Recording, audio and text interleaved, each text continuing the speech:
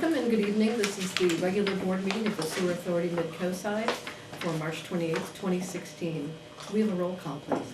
Director Reddick? Here. Director Slater-Carter? Present. Director Kowalczyk? Here. Director Warren? Present. Director Clark? Here. Director Boyd? Here. We have a quorum. All rise for the Pledge of Allegiance. I pledge allegiance to the flag of the United States of America and to the republic for which it stands, one nation, under God, indivisible, with liberty and justice for all.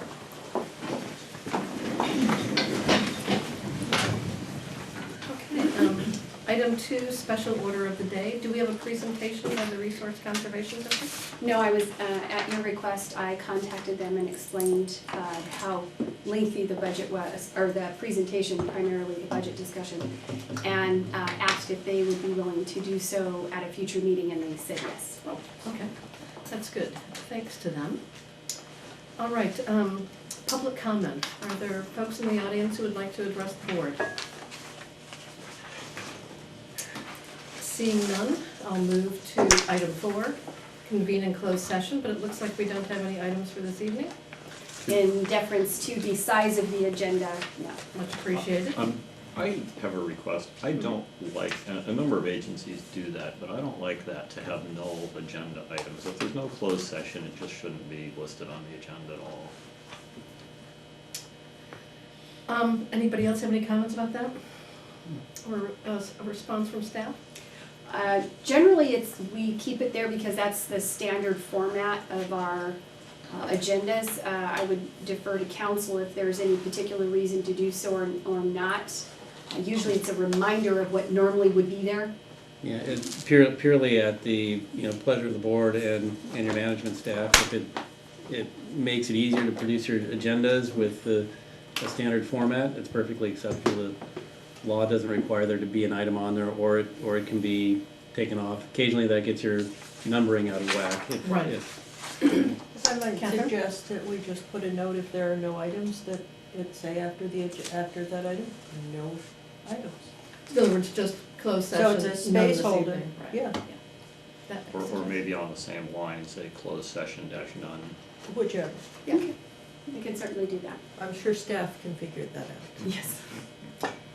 Okay, item number 6, the consent agenda. We have 3 items: approving the minutes of February 22nd, approving the minutes of March 7th, and approving disbursements for March 2016. Is there a motion on the consent agenda? So Is there a second? I will second. All in favor say aye. Aye. Motion carries. Item 7, old business, joint CCWD and Salem Recycled Water Committee update. The Recycled Water Committee meeting, the committee met last week, and a few salient points of the meeting was that the staff of the respective agencies are going to get together and develop the guidelines for the agreement. They have certain bullet points which were received in the last committee meeting, so those are going to be improved upon. And the committee is also waiting on the award of the 25% design so that we can move forward in that. That's about it. Do any of the members of the committee have any comments to make about that? Well, I was there, you were there, and unfortunately we were unable to have someone from Granada there, but Nobody told me that. I probably could have made it if somebody had told me in advance that Rick wasn't gonna make it. I believe Rick was ill at the, don't know quite what happened, but when people get ill, things happen, so. It sorry came about on that. fairly suddenly. Yeah. I'd say it was well attended otherwise, and constructive. There was some early suggestion from Coastside County Water District that we go back to basics and figure out what our goals were, but we pretty quickly moved on from that back to what we've been working on and have a signed agreement on and all that kind of thing, and started talking about next steps. I think we were looking forward, and I'm sure you'll have more to say, to hear what happened with the city, but in case you all weren't aware, Montera conditionally approved our portion of the money for the 25% design, conditioned on the other two agencies coming along. We spent some time talking about next steps and how to get this thing actually underway, and urging our friends at CCWD to help get this thing on the path and actually in motion this year. I think there was some concern about whether or not that was what they were contemplating or not. We got their number from their engineering firm. We can talk about that in a bit, but it was just a little over $1 million. I think, what was that, 1.3? 1.2. 1.2. That was for how much? 1.2. What was included? That's for CCWD's portion of the project. That's to get the connection from the fence all the way to the well field on the other side of the creek. There was some wide-ranging discussion about going bigger and doing things like injection before getting to the creek, and then drawing from the wells on the other side of the creek with injection from this side of the creek. And there was talk about going for much bigger sets of users than just the golf courses. And I think we kind of landed on that being a fine thing to talk about as a phase 2, but the contemplated project is straightforward enough. We should just go ahead and get that thing done. If we had to change or add to the process train, that's a fairly straightforward engineering matter, to take the boxes that we get on site and to retool or replace if other clients come online that have different needs or greater needs or all these things. It's designed to be modular and improved or swapped out.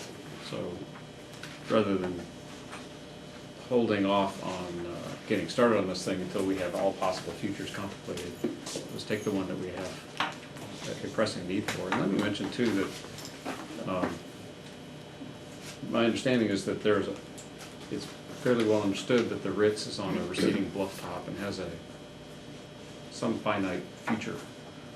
And the notion of the recycled water for the golf courses is inextricably tied, as Bruce has put it to us, to that synergy you get between golf courses and the hotel. So if we're looking at some repayment period of greater than 20 years, we need to probably not be thinking greater than 20 years. And any time that we're spending now is time that comes off of that lifetime. So if you want to look at an annual funding for this thing, we don't want to condense that to where it's too short that it increases the yearly to something they can't handle. And we also don't want to miss out on the clear and present need they have for this kind of water, a reliable water source.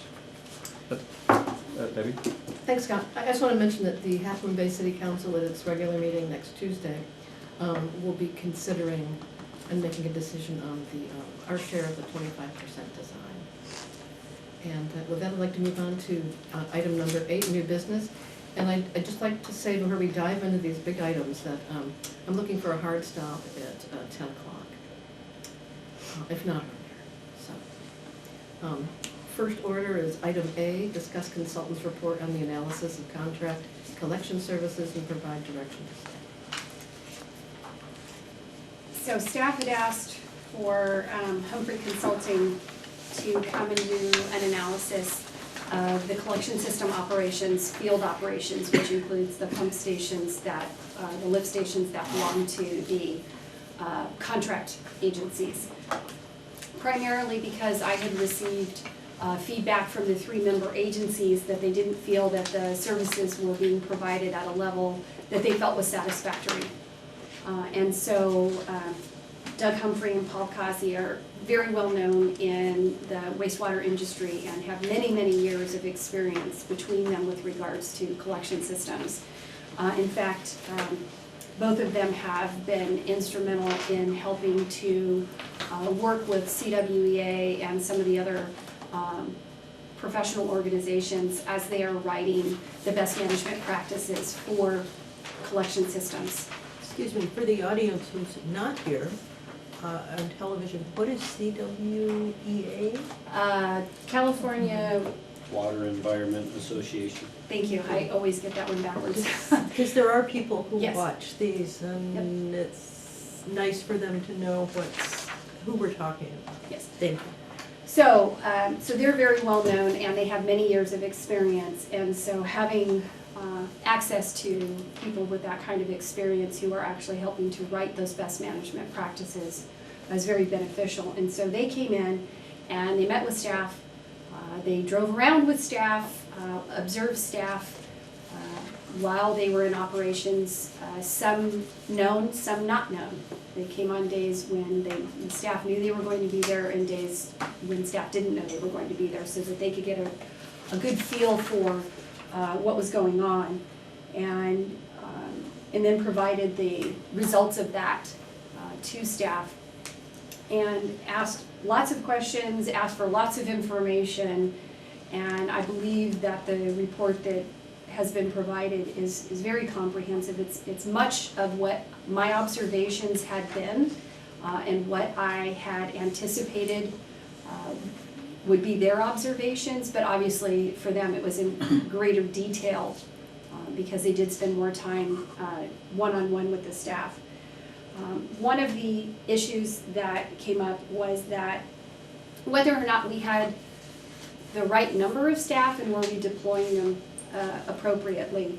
And a great amount of the work that is being done can be done by the 4 staff that we currently have. So the staffing is appropriate for what is outlined in the service agreements. Unfortunately, what we've had over time is creepage of other duties that were never anticipated in the agreement.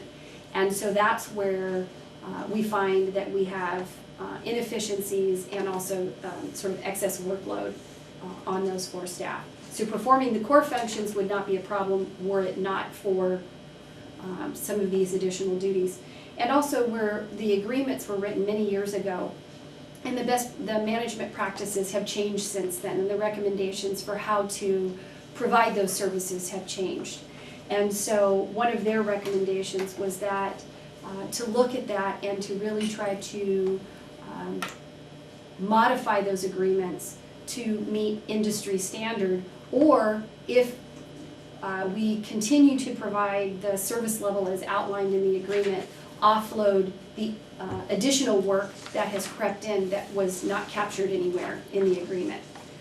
And if we did that, then the staffing level would be appropriate. The equipment is adequate.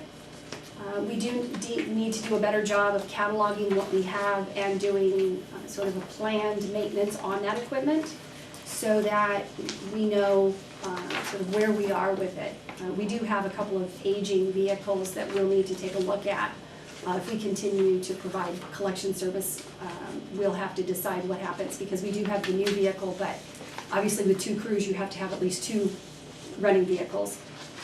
We are not making a recommendation at this time because, as I've talked about in the past, there's some question as to whether or not the member agencies are going to continue to contract with us. I thought we had 2 vehicles before the new one was ordered. Yes. I'm not clear on the status of both of them. One of them definitely has reached its useful life, and the other one, while it hasn't reached its useful life, it's becoming a maintenance magnet. It's breaking down a little bit quicker than we would like for its age and use. And part of that is just how much use it gets, how it gets used, how often it gets maintained, and sometimes some equipment just doesn't last as well as one would hope. One of the comments was that the sewer overflows are higher than what we normally see in Region 2.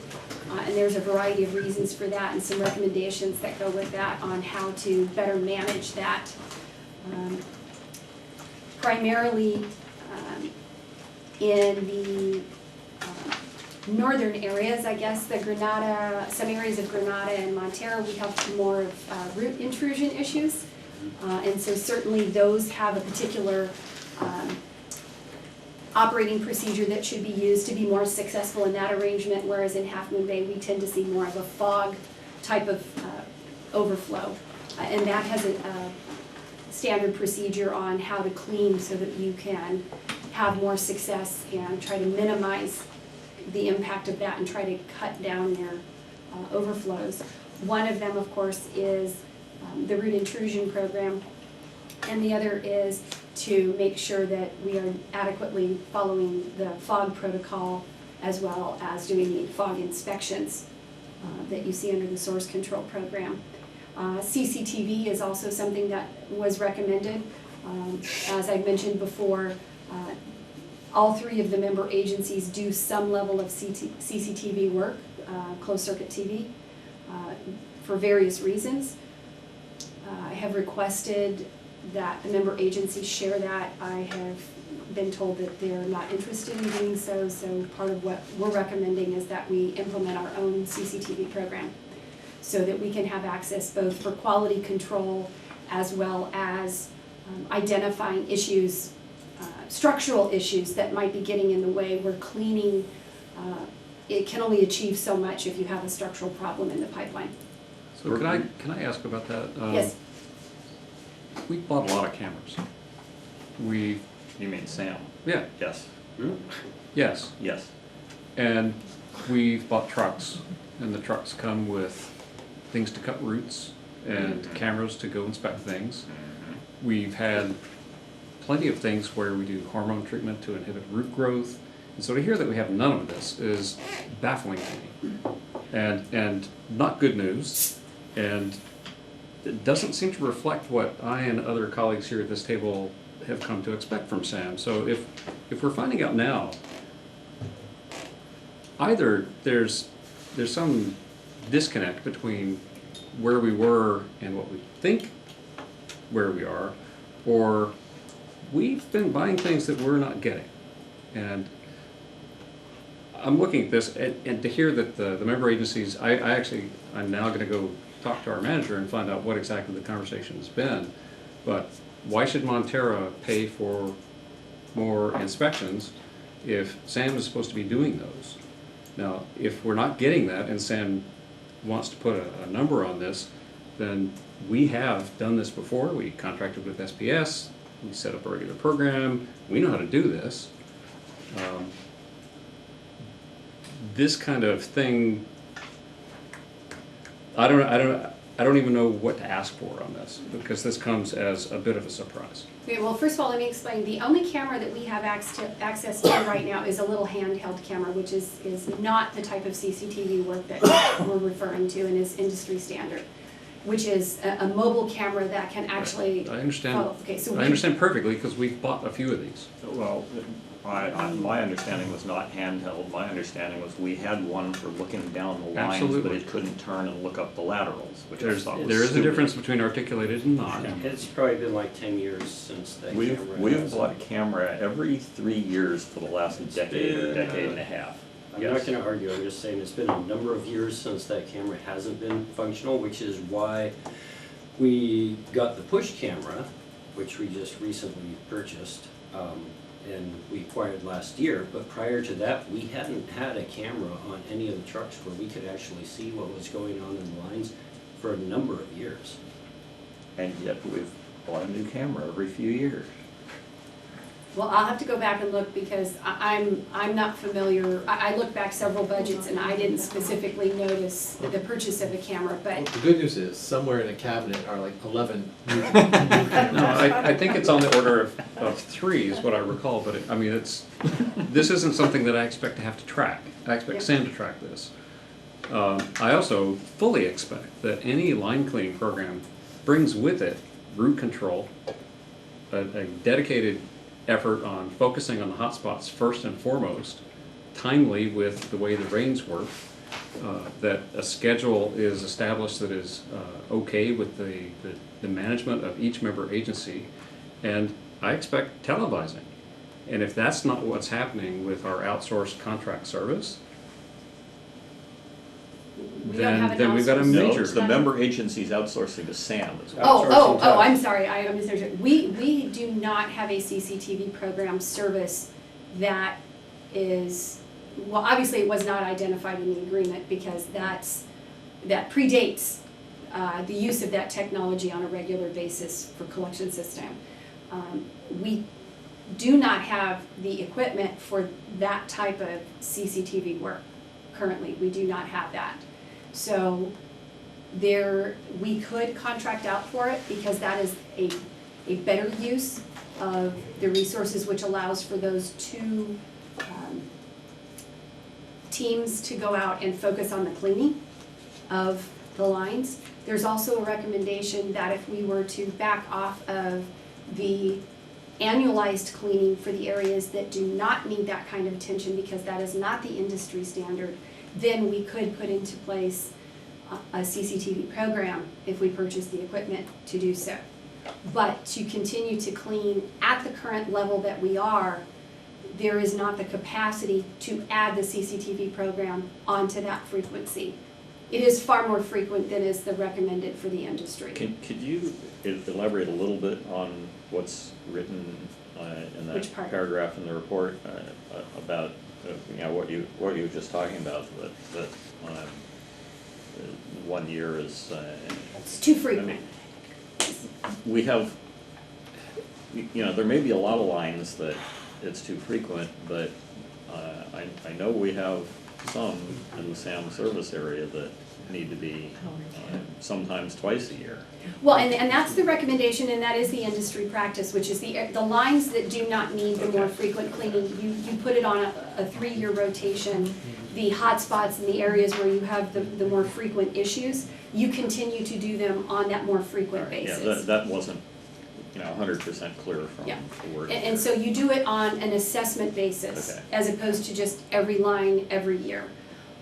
If you do that, then what you do is you free up time that you can then use to work on those other areas and to spend more time doing sort of the TV work on the areas that have the greatest need. As far as the root work, we do use equipment that deals with roots, but the root intrusion program is specifically for the areas where we have, it's kind of like the FOG program, but it's specifically for root, and the foaming of the lines is far more successful than what we have access to at this time, and that we have not in the past used that particular approach, and it has been used very successfully in other areas, and especially with the drought where the root intrusion has become far more prevalent because it's a source of water. The industry recommendation is to have a more aggressive approach, which would be the root foaming, and we have not used that here at SAM historically. Okay, oddly, I have phrases popping in my head about root inhibition and treatments and methods for that, and I don't know, maybe I learned about this at Montera, but I could have sworn I learned about it here at SAM. I sort of thought it was done very, very occasionally long ago. Very, very occasionally long ago. They tried it a couple of times, but I don't know that it was applied. Like, we actually had, Rudex is one of the companies that actually comes in and do it, and they'll apply it, according to their standards. I don't know that it was done by them. We might have tried something similar, but Duke's root control system seems to be the industry standard that most people use, to have them actually apply the product also. Right. So that's something that if some of the SAM field staff time was freed up, is still not something they would do? No, that we don't have the specific equipment that they use for that. And you wouldn't be doing it on a regular enough basis that it would make sense. It would be a specialized sort of thing that you would do, and you could identify very specific areas, because it wouldn't be the whole system. Much like the CCTV work is, you would identify very specific areas and you would go and target them, and then you would rotate. So you would do X percentage of the lines that are affected by that. So for example, if you have lines that don't have root intrusion, you wouldn't use it there, but you might use it more frequently in areas where you do have those problems. So looking at that and trying to move, because that's where many of the agencies have gone to, as sort of just a regular approach to maintaining the lines, along with assessment-based cleaning schedules. Let me So- ask this, how well is Sam tracking where there are recurring problems in the member agency systems? Well, that's part of the issue is we do track it, but what we're finding is the software system that we have, we continue to have problems with the scheduling software where we know we've put something on a hotspot recurrence, only to find out that when we ran it for the next month and it should have shown up and it didn't. And then we don't catch it until somebody goes back to look at the frequency and then realizes it was in there and then all of a sudden it just dropped off. And this is a known problem with this software. Many agencies that have had this software have stopped using it because it's not maintained anymore. And Is that one of the ones you're proposing for replacement? it's one of the ones that we're looking at. Yeah. And there's a couple of recommendations that we received from the consultants that are not very costly and are very successfully used by other smaller agencies. I'd like to focus the conversation, so Beverly, would you be willing to summarize staff's recommendations? Well, staff doesn't have recommendations specifically on this particular report. Some of it rolls over into the budget recommendations. But really it's to get a directive on moving toward certain specific recommendations from the report. One is to get a direction on where the board would like us to go with regards to service delivery. To go back to the member agencies and approach them with the idea of new contracts that talk about industry standards as opposed to a set schedule. So it must be every year as opposed to maintained at the best management practice, which that particular language is what is used in the SSMP. The requirements are to manage at the best management practice level, which would be assessment-based. And we can meet with each member agency to determine what their needs are, and they may or may not be exactly identical based on the needs of those individual agencies. To look at obviously the software and to try and bring back a quote for a new software that will get us to a better place so we can track them, and the information the way that the industry is expecting that we do. As well as to contract out, and it's built into the budget, contracting out of the planned CCTV work as well as the root intrusion program. And then the last part of it is to, excuse me, is to look at those classifications, as has been mentioned as part of the budget, and better utilize the staff so that we can be more responsive. Because some of the issues that come up are having sufficient staff to respond in a timely manner, which we do a good job of responding, but it tends to be the same 2 or 3 people. So really looking at those classifications, things like making sure everybody can drive all of the equipment, making sure everybody's trained on all of the equipment, making sure that we have cross-training for things like maintenance and collection systems, so that if we get into a situation where we might be short-staffed, that everyone can respond because everyone at least has minimal training. And so those are sort of the core things. The rest of it is stuff that staff's gonna be working, like the standard operating procedures and sort of the behind-the-scenes stuff that it doesn't take board direction, but we need to just do that. A couple comments, questions? Go ahead.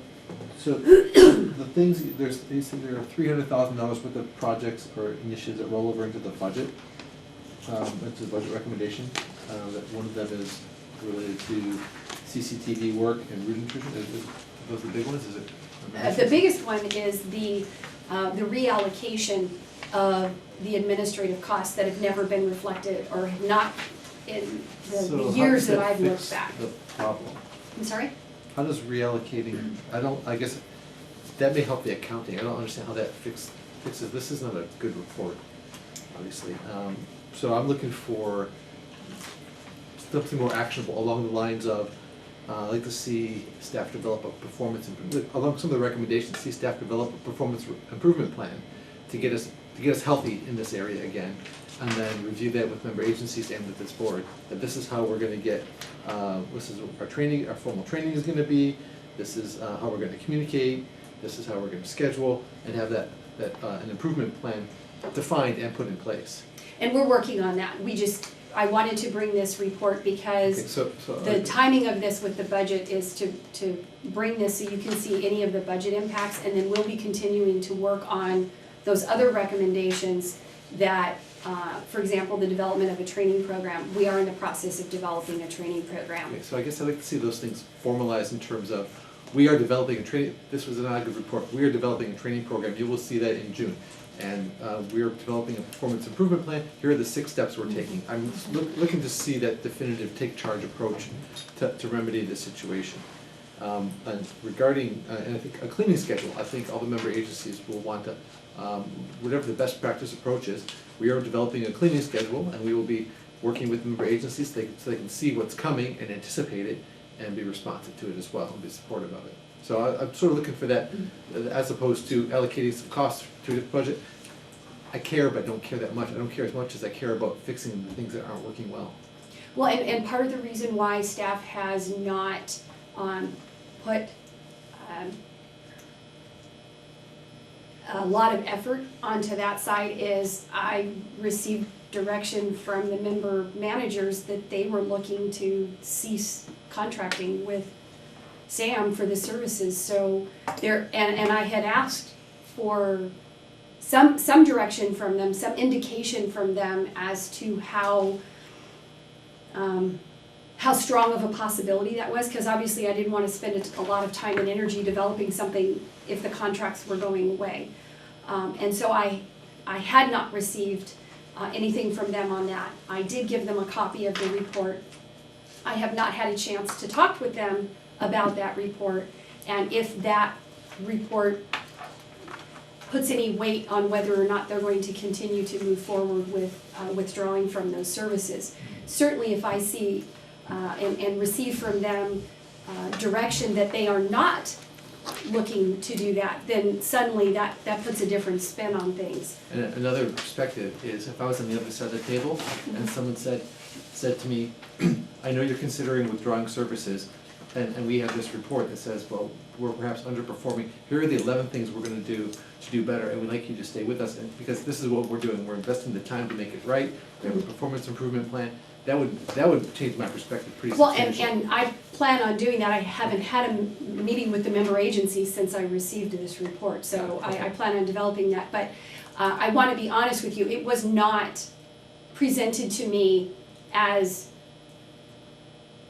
tell me why we should stay, because I actually did approach them with, what is it that you need from me so that I can show you that we can deliver the service that you are expecting? It was, we've already made up our minds, it's too late.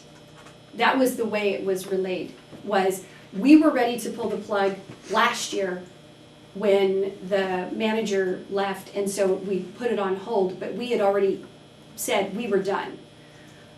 So from my perspective, it was, please let me show you what I can do, let me finish this assessment, let me give you a plan on how Sam can improve. And the reception was, yeah, you can go ahead and do that, but just so you know, we're planning on recommending that we cease the contract. So it, I'm kind of stuck between a rock and a hard place in trying to determine how much energy and effort to put into something that the member agencies have already told me they've made up their mind. I have no problem saying, here is the plan of attack. My purpose was to get this in front of you to see if you had any specific direction, and then for me to reach out to the member managers and say, okay, after I received input from my board and feedback on this particular report, was to gather any of the concerns that you had and make sure that those were also addressed in what I present to the member managers on how we're going to try and fix this. That was my plan, was to present it to the board first and receive your feedback and try to incorporate it. Well, my feedback is, I'm concerned about the cost because, you know, I was told a couple of years ago by a guy who ran or runs a private company that does this. In fact, 30 years ago, he did the coast side, he had the contract. He told me point blank 2 years ago or 3 years ago that he could do it for less than half what we were paying Sam. And so with the reallocation of costs, you're increasing that cost, which is the wrong direction to be going. We need to really look hard at why SAM costs so much. And as far as Granada's position is concerned, my understanding is that if the other two member agencies leave, then we're out too, but we're not pushing it, it's the other two agencies. And that is what the Granada manager has told me as well.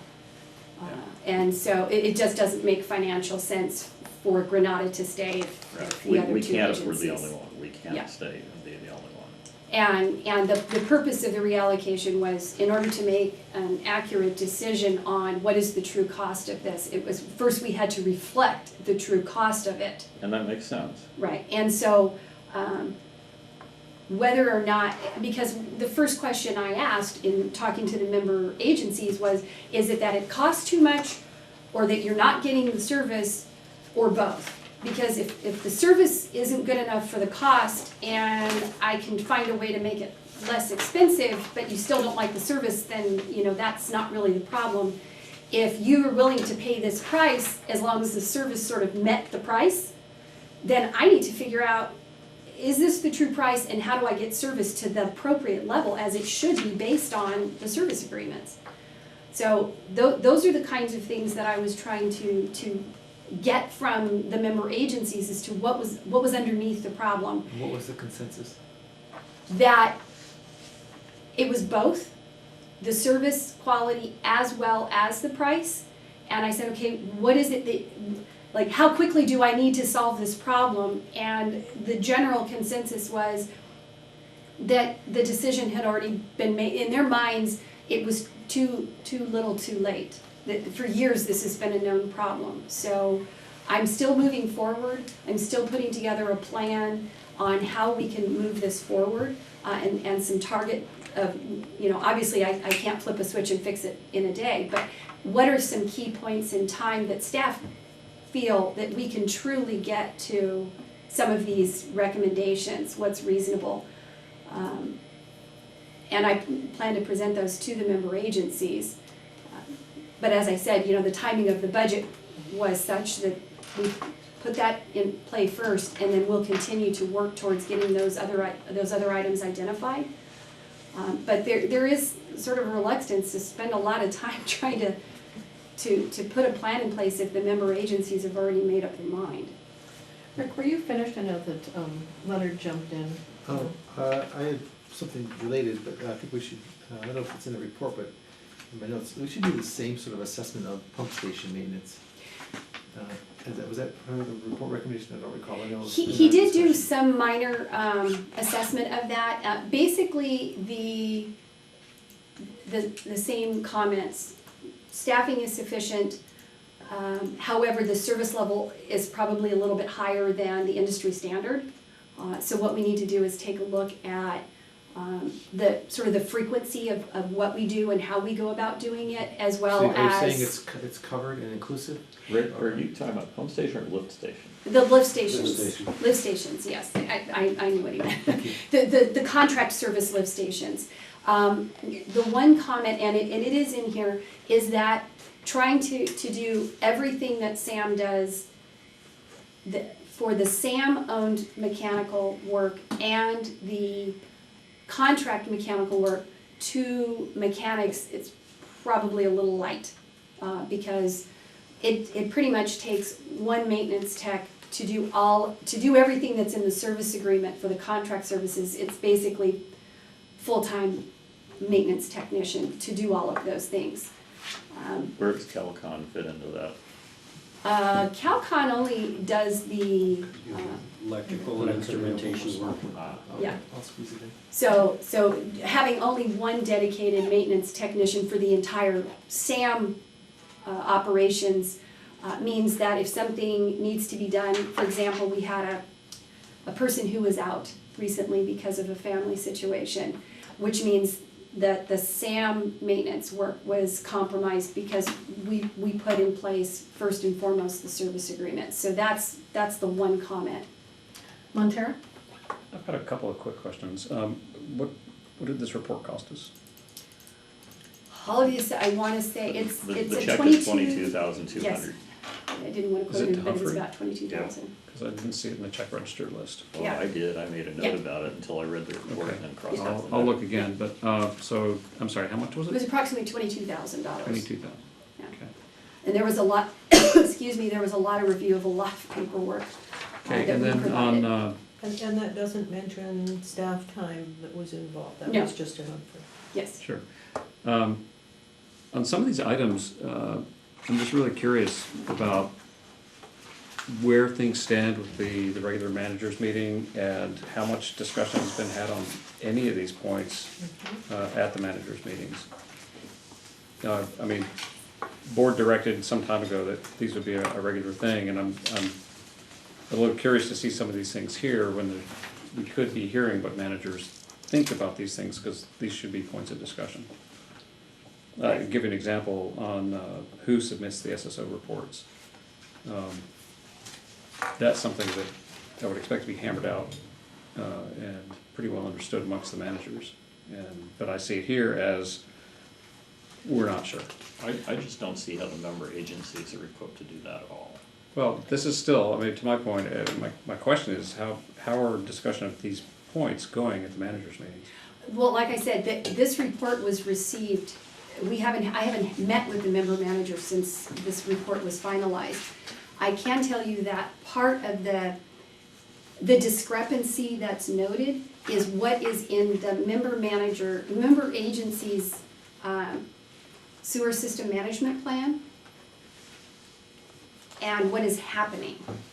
So, and because one of the SSMPs was not online, and I was able to get a copy of it and forward it to Humphrey and Kazi.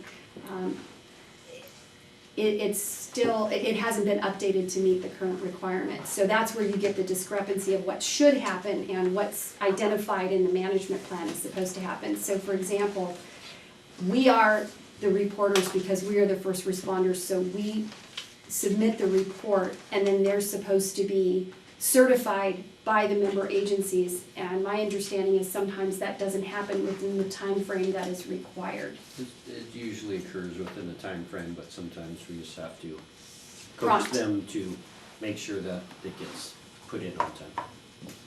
Because there were some that they noted that we had submitted but they couldn't find online, and usually that occurs when they haven't been certified yet, as well as the updates of the SSMP. So that was where, it wasn't that it wasn't being done, but there was a discussion about that the practice wasn't matching what was in the member agency SSMP. So- One thing I would like to let you know about an expectation, I expect to be informed when SSOs happen, Mhm. and I expect to know when they've been filed, and if there's a link to the web page for the board where the filing was done, I want that link. I don't want to be surprised. I don't want to be surprised by seeing claims that we're back up to the number of SSOs that I'm seeing in this report. We were down, and I'm unhappy to see it up. I was Okay. unhappy to find out that an SSO I asked about a few weeks ago was a known hotspot, and we shouldn't be getting caught unawares on that. I mean, if we know it's a hotspot, to hear that that's where the SSO is particularly troubling. But I wouldn't have known any of that if I hadn't simply reached out and asked. And this is something where I want that information pushed our way. Mhm. I don't want us to be surprised. I don't want us to be caught flat-footed if somebody calls us and asks us about it. And we've got responsibilities, and not only the oversight management, but when people come to us, we're elected people, and we have to be able to talk to them from an informed point of view. And I don't want to be in there going, I don't know, I'm going to have to go find out. There's no reason for that. Well, and I know we do inform the member managers, so Well, whenever there's an That's not SS. good enough is what Scott just said. No, and that's what I'm saying. And I wanna say that Tony And before him, Jack Foley used to send those things within 24 hours to all the directors. Oh, I wasn't I'll dig up wasn't my aware. email and I'll forward some of them. to That's you. No, what- I'm just saying, there's nothing that explain, that's part of the problem, is there's nothing that explains anything in writing. That was one of the big comments, was there are no standard operating procedures, so when Well, maybe you have a change. maybe we can in- write that one down, Yeah. because that is a board expectation. Okay, and that wasn't outlined anywhere, so obviously, those of us that have recently come into these positions would not have known that that was an expectation, so we can certainly note that and make sure that that happens. Any additional comments, Catherine? Yeah, first as the new person at the table, I appreciate the detailed information in this report, but I'm also disappointed because so much of this is basic. What I had expected was happening here. I know we have talented, qualified people, so I think it is a matter of just getting things put in writing and organized. I agree with Rick Kowalczyk that I think we need to see a plan and a list of action items.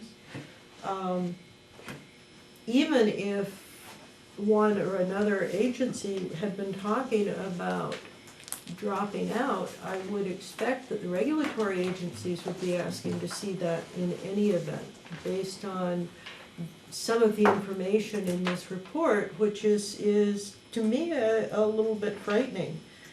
And I think before I could make any recommendation to the manager as requested, I'd need to see some kind of action plan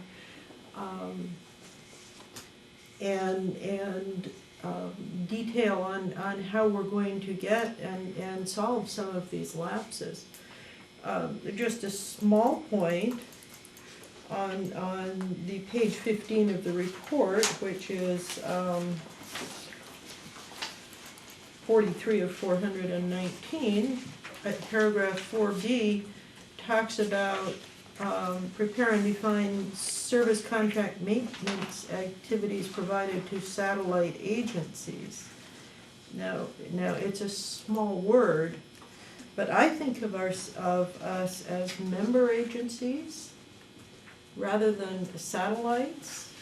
That's actually as it is defined by the state in how we are to refer to agencies that we provide contract services to. Okay. That's actually how it's defined when you develop your SSMP, as the satellite agency is what they're referred Because to. I see us as a joint powers agency, not an agency with services to agencies on our periphery, so. The satellite agency term is because the Joint Powers Authority has nothing to do with the collection system. That is Okay, the treatment part. I appreciate that. That's the distinction, and also with regards to, developing the plan, that is the next step. Okay. And part of the reason why this has gotten as far along as it has is that part of this process, what we've determined is that work that should have been done had never been done. So for example, we are required to do an audit of our SSMP every 2 years. It has never been done. Had it been done, that is where you find that you're not doing the things that you're supposed to do in your own identified management plan. So for example, we had the original SSMP was adopted in 2006. It should have been 2008, 2010, 2012. It should have been audited every other year. Also in 2011, it should have been updated. It wasn't. It was updated in 2014 in response to the changes that were implemented at the state level in 2013. And because it's a minimum of every 5 years, it means in 2016 we're required to do it again. So there's many things along the way where we have not complied. Had we done some of that compliance, my belief is that some of these things would have been noticed sooner. And I agree with you, there's no one here who is not interested in doing a good job. The staff want to. They have to be given the tools, they have to be given the direction, and that's management's job. And so part of the reason why I wanted this done was to identify all the ugly parts, all the lifting of the rocks and seeing what crawls out from underneath, because we can only make it better if we do that. And staff is very much, they have not fought this at all. They have been actively involved and very interested in an outcome that helps, that gets us to the right place. So the next step is that plan. Just to help move things along, one of my concerns is some of the recommendations call for staff to be increased travel and training budget, for instance, but you had mentioned that somebody had a staff person had a family issue and then needed to be gone, and I'm concerned that we don't have enough redundancy in staff, so that if somebody or two people are off at training, needed training, then we can't continue to get the other things done that need to be done, that were planned, or if somebody needs a vacation, or if somebody is ill. And you have said repeatedly that we have more than adequate staff, and yet I'm concerned that we don't have enough staff for redundancy, and I don't know whether you can perhaps find a temporary agency where you can get somebody pulled in to handle some of the more routine items while we're sending staff off to training, but that's something that I would like to see discussed. And like I say, I find this is a very comprehensive report, and I would actually like for us to be able to delve into it in a little more detail. This is not a board that micromanages by any means, but I think we need to see the rest of the story. And I agree, and part of what we'll be doing is a combined audit that should have occurred and is due. So part of that is looking at, obviously, what we're not doing, and the next steps would be how we are going to address them, and then that folds into the development of the update for the SSMP that needs to happen. So they'll sort of happen all parallel to each other. And part of that is going to be establishing a training program, which I'm currently working on, and my hope is that I can bring it to the board in April to look at least the beginnings of a formalized training program. And to Scott's point, I think the monthly city manager meeting, in a joint meeting between all the agencies is a very, very important one, and I think it is probably one of the better tools you will have in working through these issues and getting stronger allegiance to having Sam perform the work. I concur with the need to participate in the managers group meetings. I think they're valuable. It allows our staff to help us prepare for meetings as well, since we are a joint powers authority. So I want to totally support the previous remarks about the managers group meetings. I also support the need for a performance improvement plan. I think that's become very clear from the report. I also support the formal training and certification plan. I think that's really important. There ought to be travel and training money in the budget. I think we ought to have a cleaning schedule so that everybody's sort of on the same page when things get done. As for source control, I think it's clear from the report that Sam's not really in a position yet to do reliable maintenance, provide reliable maintenance services. And I think that each of the agencies should be responsible for the time being for CCTV and root control. And I know that root control, that Sam needs to be involved in that, Sam's staff, because of the stuff that's used to do that. But I think for the time being, that should be handled by the city, so both source control, CCTV, and root control. And that's pretty much my recommendations. Anything additional? Nothing additional from you, but I concur with all that. I just have a question, what you mean by source control, so I'm on the same page when you said that the member agencies should be responsible for source control. What did you mean by that? Are you talking about the source control inspections? I think that's what I'm referring to, yes. The inspections. Yeah. But we don't have field staff. That's why Sam does it. I think the thing is Sam hasn't been doing it, right? It hasn't been done since Tony decided he was leaving. Well, currently West Bay Sanitary is doing it. So then West Bay is a means to get that done. Okay. Yeah. That's the fog that we signed Yeah, a the fog, contract for. yes. I think I want to summarize my feelings on this real concisely. Sam has to do it better and cheaper than an outside company that has to make a profit.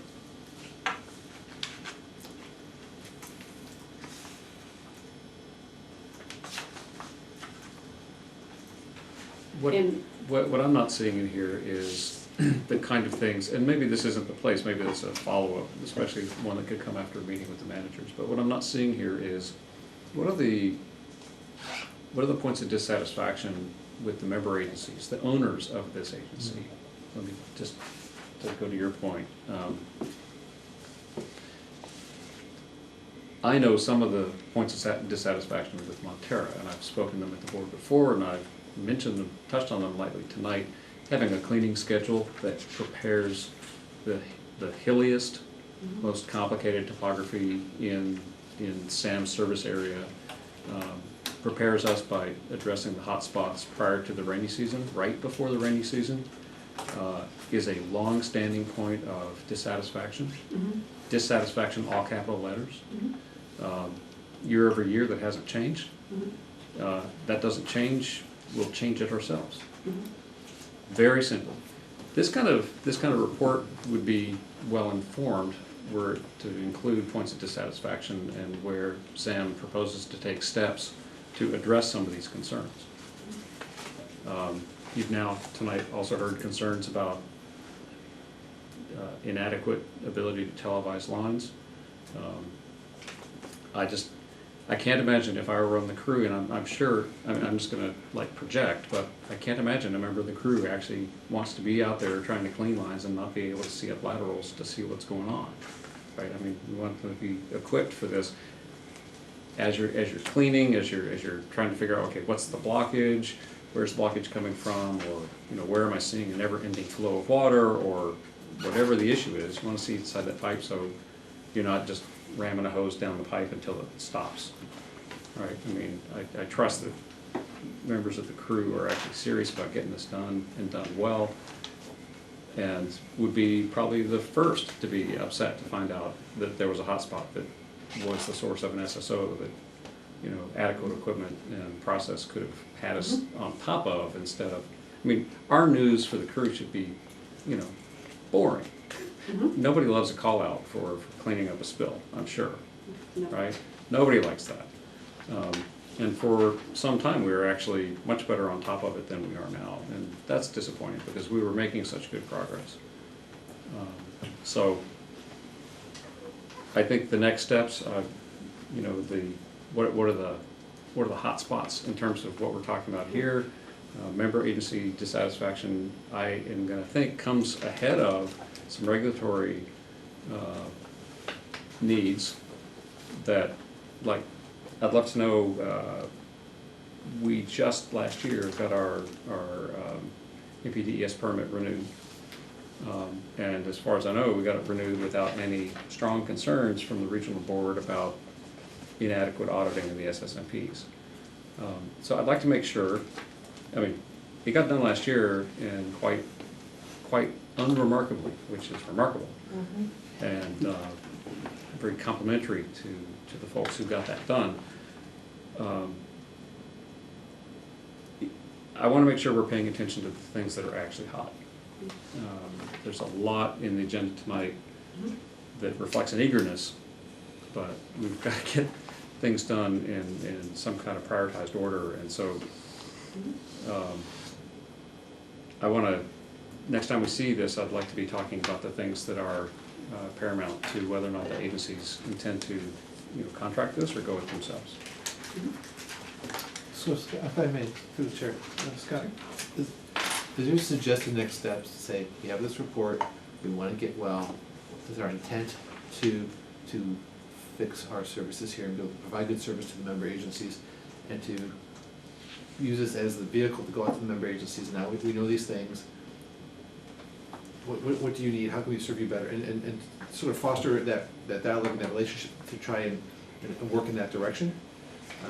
Can we get, I guess, can we give Beverly some actionable things to do? Number one action that I put on the table is manage meetings, talk about what's it gonna take to convince you to stay. Yeah. And, I mean, when the DSAT is so high, it's fair to ask, are we gonna try to recover this, or are we gonna free up staff to go do some other things? And I want to assure you, those conversations have occurred. This is, I was not waiting for this to have that conversation. That was actually my very first meeting, was I asked that question. And what's it gonna take? And what's the answer to that question? That was where I was told it's too little too late. And so I asked them, actually pretty much begged them to give me an opportunity to get the results of this report so that I could identify the areas that needed the greatest amount of attention to achieve the service level that they were expecting. So I what was think the it. response to that?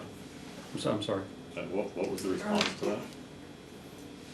They would be happy to see what the report said. That was the last that I had heard, and so now that they have the report, I'm going to meet with them. Let's see what they have to say. Sit down with a report and Yep. talk about it. I would like to see this as an agenda item on our next meeting. But in the meantime, some solid Oh, yeah. conversations Oh, with yeah, member well, agency that's managers. what I'd like to see on the agenda, is how'd that go? Yes. Exactly. And that was my intent. One of the things I've been very clear with the member managers is that I want to make sure that the board gets this information first, because this is the SAM board.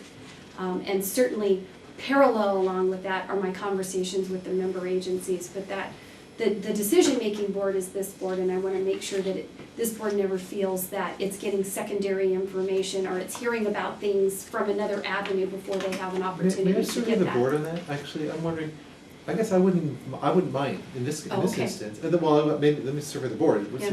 I wouldn't mind if this discussion happened about this report with the member agencies and then say, get their input. And then what came to us was the report and some of the input from the leadership of the member agencies. But I wanna Yeah, see what I- That makes ultimate sense. I think it's I So I it doesn't thought need that's to what I come was here- asking for, so I'm in agreement Okay, on so it that, doesn't need to yeah. come here Me too. first, Okay. and then say, okay, oh, now we got it, now go out. I think we're encouraging is active engagement with the member agency management.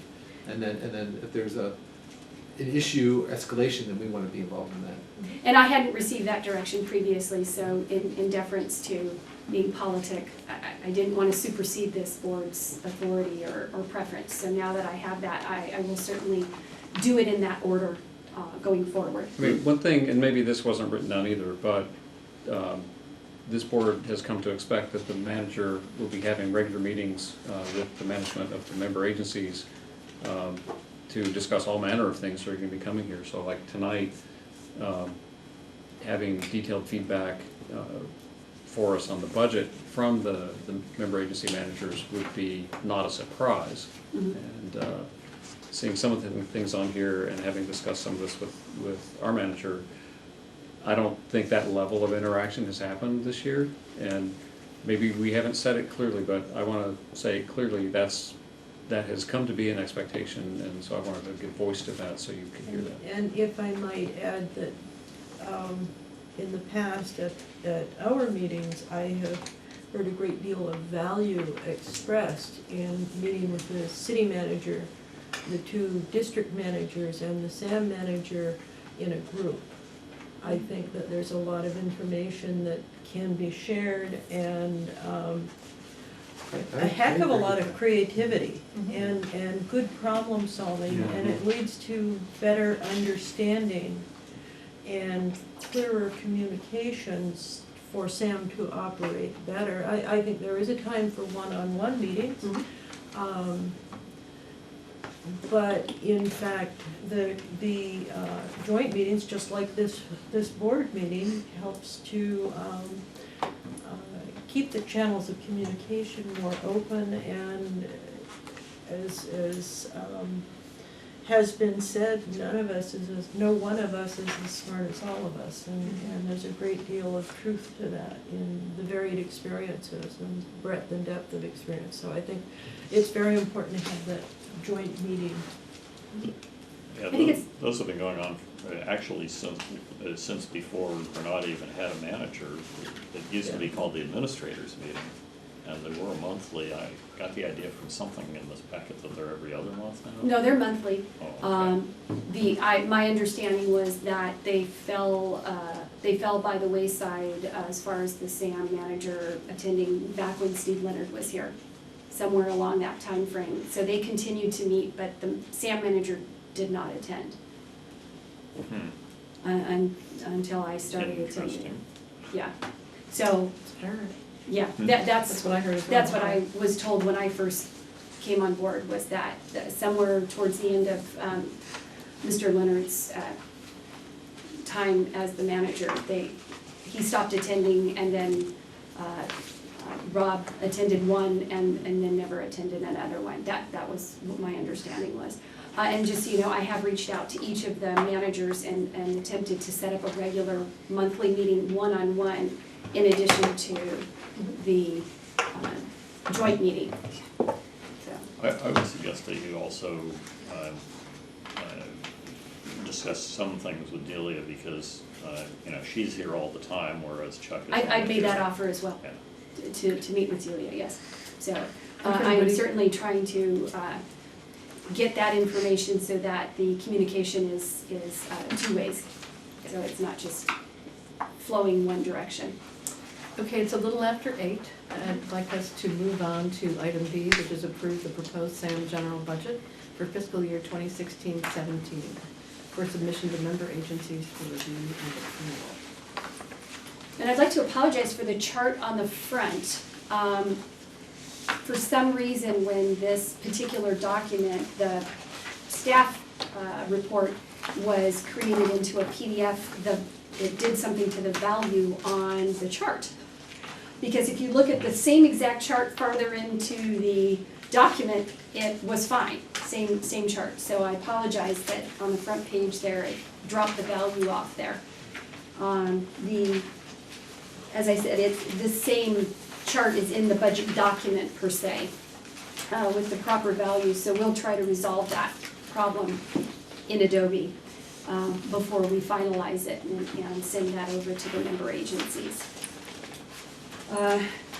This particular document, we took the feedback from the board from the budget workshop and applied those recommendations. Primarily the change occurred with regards to the infrastructure budget. That was where the greatest level of direction was received. And so what we did was we took out all but 2 of the projects having to do with the SCADA, some of the beginnings of the SCADA upgrade, and a particular project for the effluent and pump station and the headworks, because we have some system failures that we absolutely have to address. And then we increased the value of the hydraulic modeling as directed to include an entirely new model as opposed to just an update of the existing model. In the minutes that we just approved, there's a mention where I asked Halfmoon Bay to send to the other 2 agencies their reasons for why they want to do it from scratch instead of updating. Yes, Do we have that? I have not received it. So I've got verbally, but I can certainly have a note from staff come over on it. There's an array of reasons, if we can, I can touch on them now, or we can just have it written up. So, I don't know, I think this board does need to hear it, I don't know when the appropriate time is. So, I'll just go through my notes here, but, so in the past 20 years, the system's all been maintained at different rates, and I has changed for each member. The modeling approach and software used in '97 is outdated, and newer, more representative modeling is available. Since that time, some facilities such as the Valamar pump station have tied into the IPS and are affecting the ability of upstream flows to enter the system. And SAM does not know what to anticipate for wet weather flows and manage those flows, kind of keeping a fingers crossed approach during big storms. So we think for those reasons, to understand the current flows that enter the system as well as the hydraulics, it's important to have a model that we have confidence in, and this would give us confidence. Could I ask about the reference to the 1997? That's by no means the most recent model. That was the last study that was done, right? And Corolla did it like 5 or more years Is it after. an update or a that. new study? I A think rather update. comprehensive study that I was here on board for. It was a full system study. I personally grilled them really hard. They went back, they did some more work. They, after we finished the Montero station, they did some very nice hydraulic engineering work on that and presented a very detailed report to us. And I subjected their engineer to a solid hour worth of grilling on that. And that was probably 10 years ago, but that wasn't 1997. It was much more recent and included the Montero station, and from that came the recommendations from a peer review about what became the project in the Burnham Strip. So that was anticipated directly out of the work that was done from the update after the Montero wet weather facility went into operation. So that data is not, we have not had substantial changes. So it would have been 2006? I'd have to go dig it up, but it has been a while, but we haven't had anything changed that we didn't anticipate in that work. So the project in the Burnham Strip was a direct result, and if there's guesswork involved, we're not hearing about it at the board being bubbled up from staff. Well, what was the situation? We did the plant tour. We did the tour when you were new out in Montero, and I think even there was an example where they were doing calculations on the fly to try to figure out for the bypass, as opposed to anticipating them before they were in the field. Which bypass? What? Let me look I at think it was the Portola pump. the petroleum pump station, for the bypass. So the downstream conditions backed up the system, and we're not allowing the bypass to occur. Basically, my understanding is, and I don't do that work hands-on, but my understanding was that it wasn't predicted beforehand. It was determined in the field when things weren't working out, and that it's a direct relationship to not understanding the hydraulics involved. And, you know, I'm looking at staff Yeah. here for some guidance on how to interpret that. I wasn't part of the conversation when they were out in the field, so I don't really know what. So the bypass, so the calculations to how to make the bypass work was happening real time in the field, right? So what kind of bypass? That was when they were doing the work out at the Montero station, and that when the pumps at the other stations come on, how it backs up into Are the we Mont- talking about the wet weather flow storage? Or are you thing? talking, What- are you talking about the project on Balmar Yes. Boulevard? Yes, the section, the The most one- And they recent were project. bypassing the construction project? Yes, That's on the IPS reinforcement, yes, the recent yeah, project. yes. Okay, so, yeah, somebody has to figure out when you're doing a construction project, some things. But that's not a permanent. My understanding of the conversation that we were discussing at that time was the fact that that the various components of the system have capacity, but that when farther down the line, when something happens at the Princeton pump station or the Montero pump station or the Valamar, that it causes sort of a chain reaction up the pipe. And that it's not necessarily the capacity of the pipe, it tends to be more the capacity of the pump stations and what happens when the pumps come on and off and what it does. That was my understanding of the city's consulting engineer, was the concern was that what we should do is have a hydraulic analysis done, because then we're not able to utilize the full capacity of the system, because the chain reaction and the sort of the thing that gets in the way is the pumps. Could we ask that the most recent hydraulic study be provided to the board and the managers? I can talk from memory, but it has been a decade. That'd be fine. It's good. But, I mean, Good to have. There's nothing in the system that's changed materially since the time of that report, other than the one project which that report directly contemplated. So we'll review it with staff. Yeah, so let's find some common ground on where we actually stand, so we can talk about whether or not we need to spend $15,000 or $50,000. Right. Pretty big But difference. we do have a report that says the system is at the end of its useful life. We need This system being, Sam? the entire thing. Yeah, yes. Okay, so that doesn't mean What I'm that saying is, we're at some kind of crisis. That doesn't mean that. well, we've been, putting Band-Aids on a lot of things. And where we would like to go is a 5-year capital improvements program. And to be supported, we need a new hydraulic study and a risk assessment so that we can prioritize projects. Okay, but see, So we're looking forward, and we feel we need that new hydraulic study for the system as it is now, using up-to-date software, so that we can make rational planning decisions 5 years out. okay, I hear you. I disagree strongly with the premise that a new hydraulic study is necessary to be able to figure out our CIP. CFP. CIP Capital. or CMP, as we historically have labeled it for terminology reasons, but maintaining what we have. I mean, first off, I reject outright any notion that there's any kind of critical emergency with everything being completely worn out, because that's obviously not the case. It's functioning, we've just gone through some rains, functioned, we have a system, it works. Now, does it need maintenance? Of course. Does it need improvement? Of course. For that, we need to know, what do we need to do to be maintaining it properly?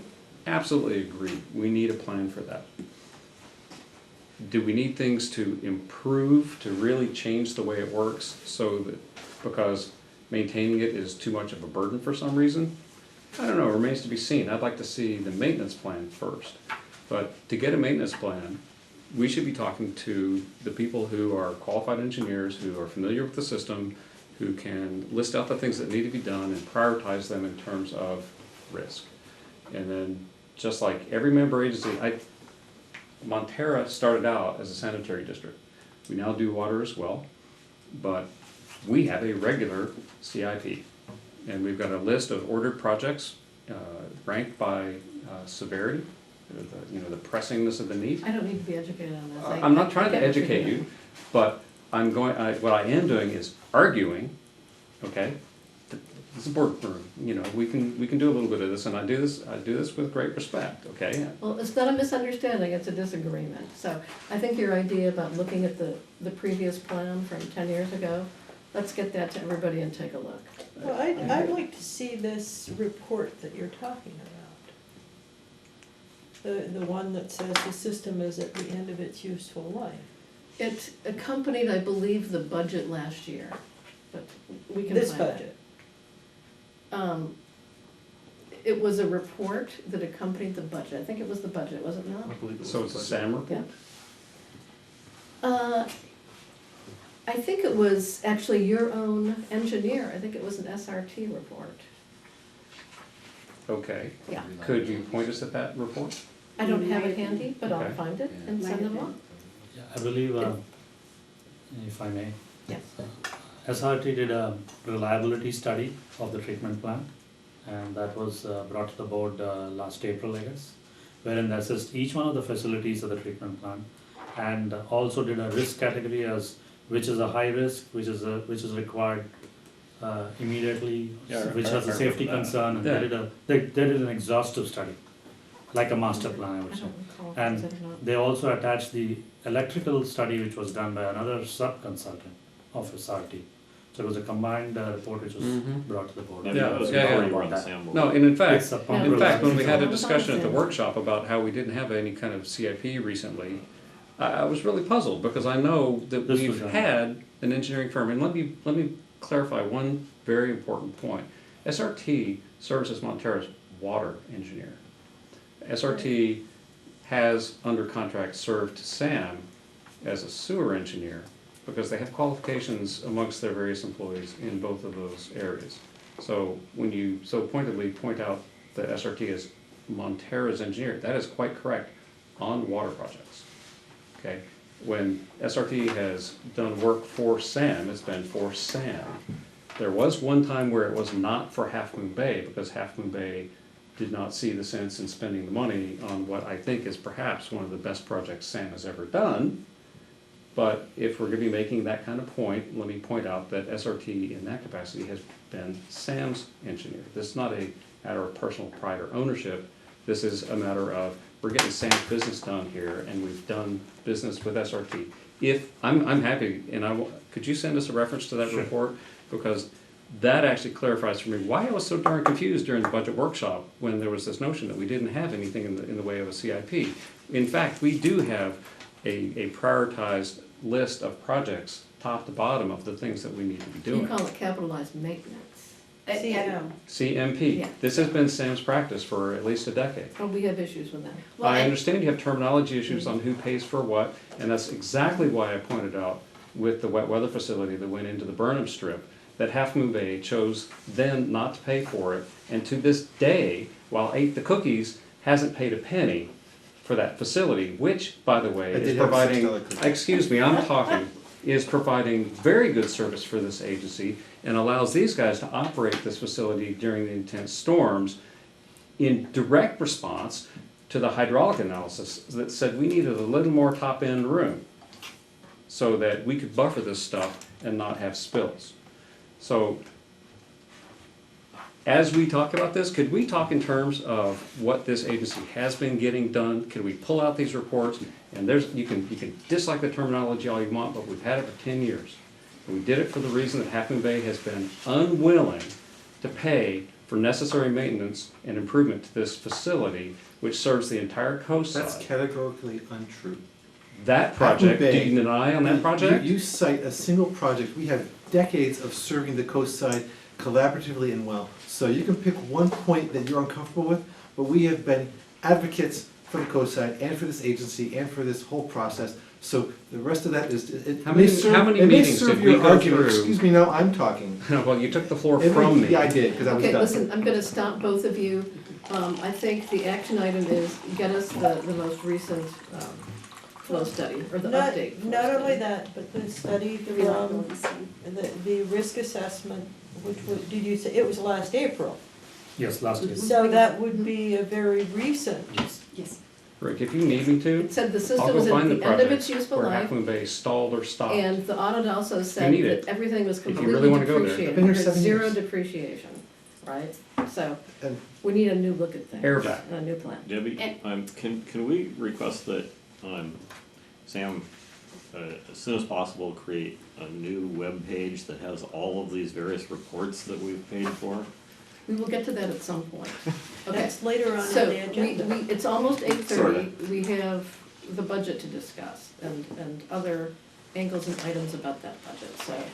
And I just wanted to clarify, we didn't have an adopted CIP or CMP, or it was never adopted by the board. That was my reference at the budget workshop, is we didn't have an adopted CIP. Not that work had not been done. In fact, I can see that at various times, things had been presented, but they had not for a variety of reasons, been actually adopted. That was the only reference I was making.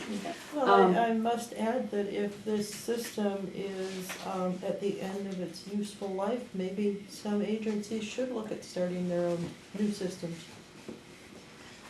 The reason that the CMP wasn't adopted is because then we had an interim manager who came in and disagreed with the whole thing and presented a whole different one, and the board never agreed on which one to use. Well, and that's At why. least that's my recollection. And that's of what why happened. Sam is in the problem it has in, is because of the revolving door of managers.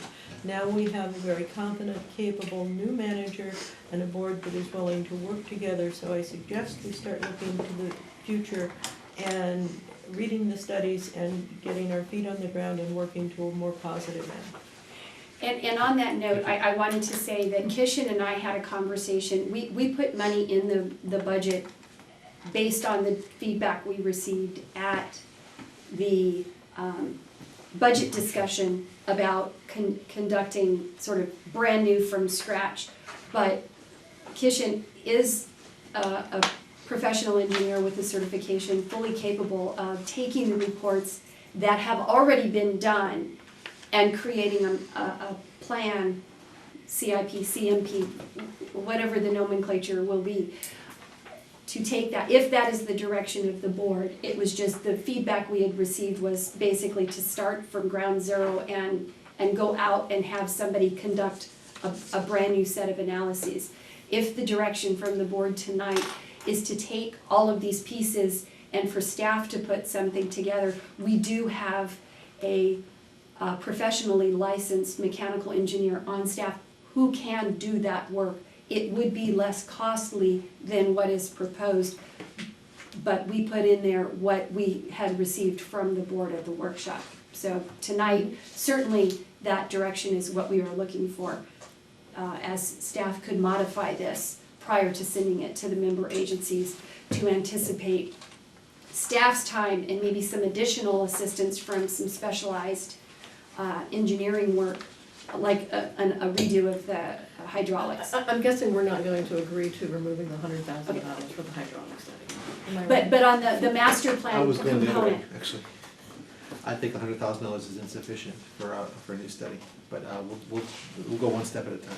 I Well, think and- Leonard's comment is even better. Let's see how little we can get it done for. well, I and think we, Kishan's very qualified. well, Kishan, the hydraulic modeling would be specialized, but the master plan component of it is certainly something that is within the ability and the certification of a Agreed. mechanical engineer. And so, if that is the direction of the board, we certainly could modify that particular project of the master plan to have staff doing most of the work and then just relying on a consultant for any specialized need that we might have that might come up as part of that analysis, which would be considerably less expensive than going out and having somebody do the entire thing sort of bookended. And we would anticipate that if we were going to do both a master plan and a hydraulic modeling, we would be doing them together. We would put them out for bid together. So, so those are the projects as we have presented them. That was the major change between what was seen at the workshop and what you're seeing now, is primarily the change in the infrastructure expenditures. The operating costs, including the contract collection services, did not vary much at all. Some minor changes, but for the most part, this is how you saw it at the workshop. As noted, the big change is the reallocation of costs to their proper location so that we can truly reflect the cost of conducting those various components of the work, treatment versus administration versus infrastructure or contract services. Also, the increasing of staffing to shift from utilizing a piecemeal approach of contracting out various components and trying to have a more cohesive service delivery. Both internal service delivery, which would be the accounting function, external service delivery, which would be the electrical instrumentation tech that serves both SAM facilities as well as some work on stations that are contract services, and compliance issues, which would be under the guise of environmental compliance. I know that there was some discussion about what we are not doing. The significant portion that we tend to think of or historically have thought of here at SAM is the FOG program, which is just one component of the pretreatment pollution prevention program. But there's actually a whole selection of things that are what are called constituents of concern. And I printed them out. The benefit is that as of right now, several of the ones that primarily affect agencies that discharge to the bay, we are showing, at least in our last permit, they were of minor concern. It was more, we needed to be aware of them, but we did not have cause for concern. We are in the process of developing the current version of the permit, which I believe is 2017 is when we have to update the permit. Yes. Yep. So we will be working with the consultant to do that, and we will be doing more sampling. There is a component of the permit that is the no backsliding. In other words, wherever your baseline is now, you can't get worse, which is why you have to have a pollution prevention and pretreatment program that goes out and makes sure that you are staying in touch with those various entities or businesses who could potentially affect those constituents. For example, dentists and mercury, restaurants and fog. Those are those areas. And then we also have the lab work. Staying environmental compliance is your internal audit. It is, are you doing what you're supposed to be doing correctly? That directly ties to your permit. You are required to do certain samplings. You're required to do them some daily, weekly, quarterly. What the various components have a set schedule. Your lab is the one that's making sure that you're in compliance. And so making sure that, one, our lab is in compliance with ELAP requirements, as well as making sure that's the certification agency for laboratories. Thank you. And making sure, so they're basically, we have to make sure that we comply with what they say that we have to do, that our lab is running correctly. And then the lab work is saying that the operators are doing what they're supposed to be doing from a process standpoint. Currently, we farm out a component of that, and the operators are doing a considerable amount of the sampling, which is putting an additional burden on the operators. So the choice is to continue to contract out that lab work, a significant portion of the lab work, which means we are light in the operations staffing because they're performing a significant amount of that day-to-day lab work. Or bring the lab work back in, hire a lab person. That relieves the operators from having to do that sampling and lab work. And then it also allows us to piggyback on top of that the source control work that is not currently being done, meaning the pretreatment pollution prevention work. So what all would the lab person do? Because that's not a full-time job. Well, it's between about 30 and 35% of a position. The source control, just the fog inspection, is about a quarter of a position, and that's just the fog inspection of the commercial side. That's doing all the reports, it's going out doing the inspections, all of that work. Then you have the whole component of the pollution prevention that we have not done for years, which is the source control. That is the biggest component of what we have, which is residential. We are doing none of that. And that is the by far and wide, the majority of contributors to SAM are residential. And we have no pollution prevention, pretreatment, or outreach program for residential at all. So we need to go back to doing that in addition to continuing to do the other work that we are currently contracting out. Staff's recommendation is to pull all of those pieces together and put it into the where it used to be, which was the lab and source control position. I don't understand the residential part, is, you know, with 8,500 houses in Sam's service area, you can't exactly do outreach to those other than with a newsletter.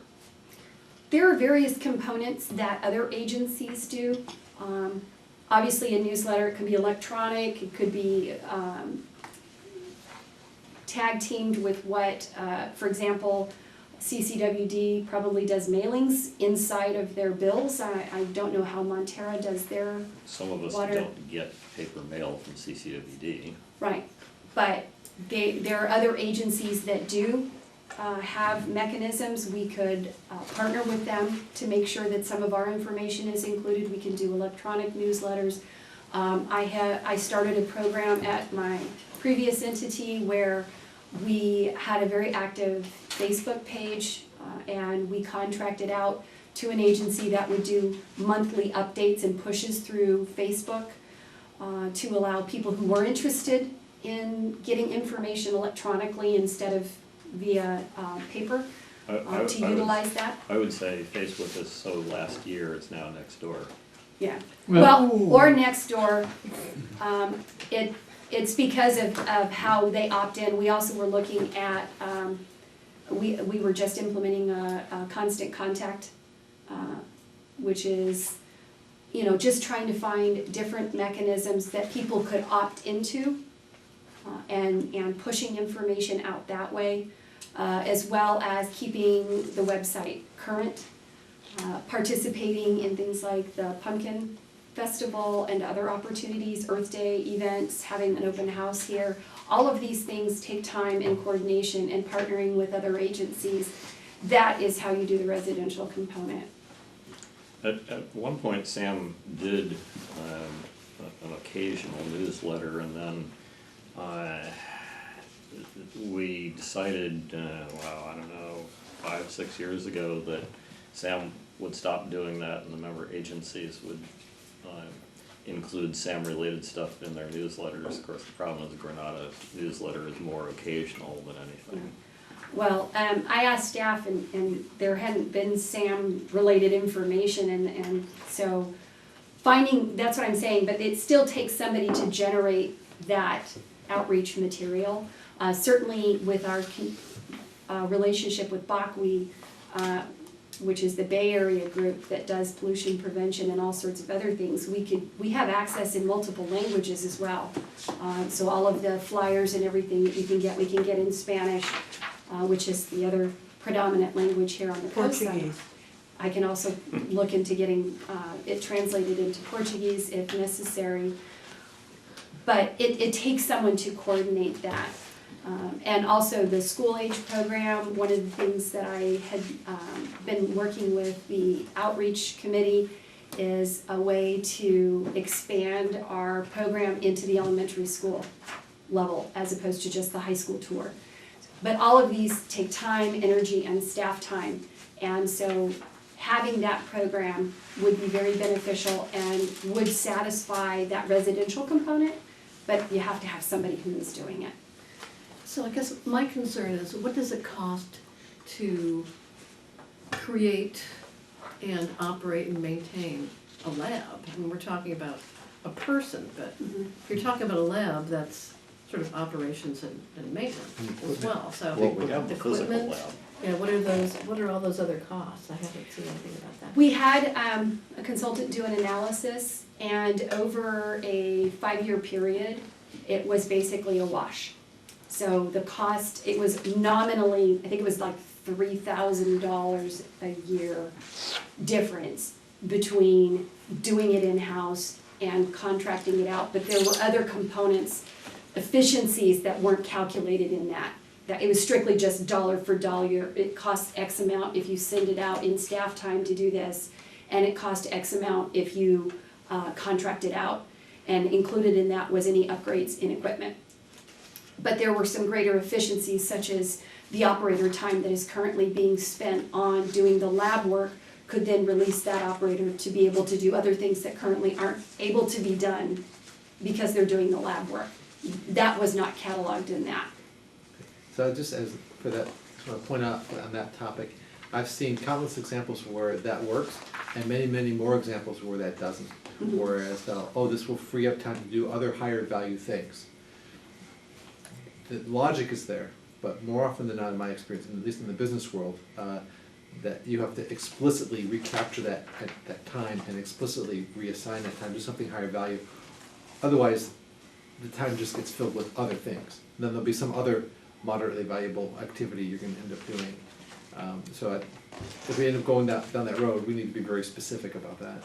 Well, and in the past, I mean, it's not that we've never done it. Years ago, we had this component, and this is how it was operating. And in talking with Tim on what did it look like, what was operations like when the operators were not doing lab work, and they were free to do the maintenance and other things that currently we don't have the bandwidth to be able to do. So that we have work. We have identified preventive maintenance that needs to be done that the operators used to do, that we cannot do because they are spending hours in sampling and lab work. Because when that position was eliminated, it was very clear in the staff report when it was eliminated that the operators would take this on. But that could also be contracted out, no? The sampling, what they're doing now? Not contracted out, it really wouldn't be efficient because of the timing of how you have to do the collections and the sampling. It's throughout the day. So it wouldn't make sense to contract out the sampling. You can contract out the testing, but the sampling occurs here and then we have to package it and send it off. The problem with that, the consultant that we've been working with on getting our lab up to compliance in both sort of equipment and process, is that we don't have any control over the hold time. So there's a certain residual time that you're allowed to take the sample before it has to be tested. And if for some reason at their lab that slips, because obviously they're going to do their samples before they do our samples. We have the chain of custody, but we don't have the control on their end. Now, we would stipulate that they need to meet that requirement, but they can come back and tell us, sorry, we can't meet that requirement, and then we're in a bad position because now we don't have someone performing that, and we have nobody in-house to perform that. Catherine? I'm with Rick on this. I think it's better to have an outside agency that has, is independent and gives an independent, uncontested testing of the samples so that there's no question about how that comes. If the agency or the company that you're contracting with isn't doing things in a timely fashion, then perhaps we should be looking for a different contract. And that's the difficulty, is we don't have anyone else to contract with. I don't remember, and I'm sorry, I did miss that budget workshop, but I don't remember anything in the past about reestablishing a lab and hiring a new lab tech and that kind of thing. So maybe that happened last year when I wasn't here, and I apologize for being unaware of it. But are you telling me that every single agency has their own lab and their own biologist technician? Most agencies have, of a certain size, have a lab. How about They're- agencies of our size? have labs. Yeah. They have labs. They do their own process sampling. There are certain things that your lab of this size are not certified to perform. And they do contract out with CalTest or Alpha Analytical. Those are fewer tests that are, but the typical tests that labs or agencies of our size are required to test for, most of them have labs. Are you clear that we used to have a lab and the lab person recommended elimination of her job? Yeah. I remember that very clearly. And the argument was that the operators could perform some of those labs and we would contract out for the remaining. However, the general preference of the state is that your operators are not auditing themselves, which is That's what right. the sampling. So by having a separate person, and not only a separate person, but someone who does not answer to the operations supervisor so that you keep it segregated duty, it is fully compliant to have your own lab. In fact, it's sort of industry standard and expected that you have it because you have control over those sampling processes So, and you can certify that they're being done properly. so where have we been getting the lab work done? I know for a time we did something with, with Pacifica. Yeah, I know that we've done things with West Bay, with SBSA. Mhm. Um, It all depends. What I'm not hearing is the apples to apples comparison between what we've been doing and what is being proposed. I don't have the material in front of me to make an informed decision on a six-figure budget increase. Well, and there's the component of the lab work is that it's basically the same cost. And there's really not much in the way of savings between doing it in-house and doing it out because you still have staff involvement in taking the samples, preparing the samples, driving the samples over to the agency, which currently right now is Silicon Valley. And that's the process. So when you add all of that together, having it in-house, even with the equipment, which we wouldn't have to buy much new equipment, the equipment we have is satisfactory. The cost is the taking on the FOG program, or taking back the FOG program and not contracting it out, which should be a push because that particular FOG inspection program is cost recovery. The lab work, you have to do it, so whether you contract it out or do it in-house, that cost is already there. The incremental increase is the program compliance work that we have not been doing, which is the pollution prevention and pre-treatment component that is beyond just the FOG program. I'd like to ask directors where you stand on this particular issue, or if you have a stand developing or developed to give direction to staff. I'm hearing, when we inquire, a verbal recitation of the kind of things that I really would like to see in the staff report so we could consider as a policy issue whether or not we're going to add this position. I don't mind reserving money in the budget to a point, and that point is the point at which we increase rates. Okay, but I would like to have like a full board agenda item to discuss this staffing position. This is a pretty significant change. Anytime we hit six figures, I would think it'd be appropriate to dedicate an entire item to exploring it with the notion of we may, in the course of the board discussion, need to send it back and ask for more information, right? I would like to know what happened with some of the past relationships. I would like to know what are the straight across wash costs, if you will. And you said that there was a study done or a report done? Well, on we've this been issue? working with a consultant. She did not make a formalized report. It was just a list of here's the cost if you do it in-house, here's the cost if you do it It'd be out. good to have that data. And you did get that in writing. Yes, but it's not in a formalized report. I mean, That's I'd correct. also expect that we'd be talking about, okay, we add a staff position. What do we do for that person to take a vacation? What do we do when that person gets sick? So, are we gonna have to augment staff additionally to provide a buffer for, the flexibility for that person to be human?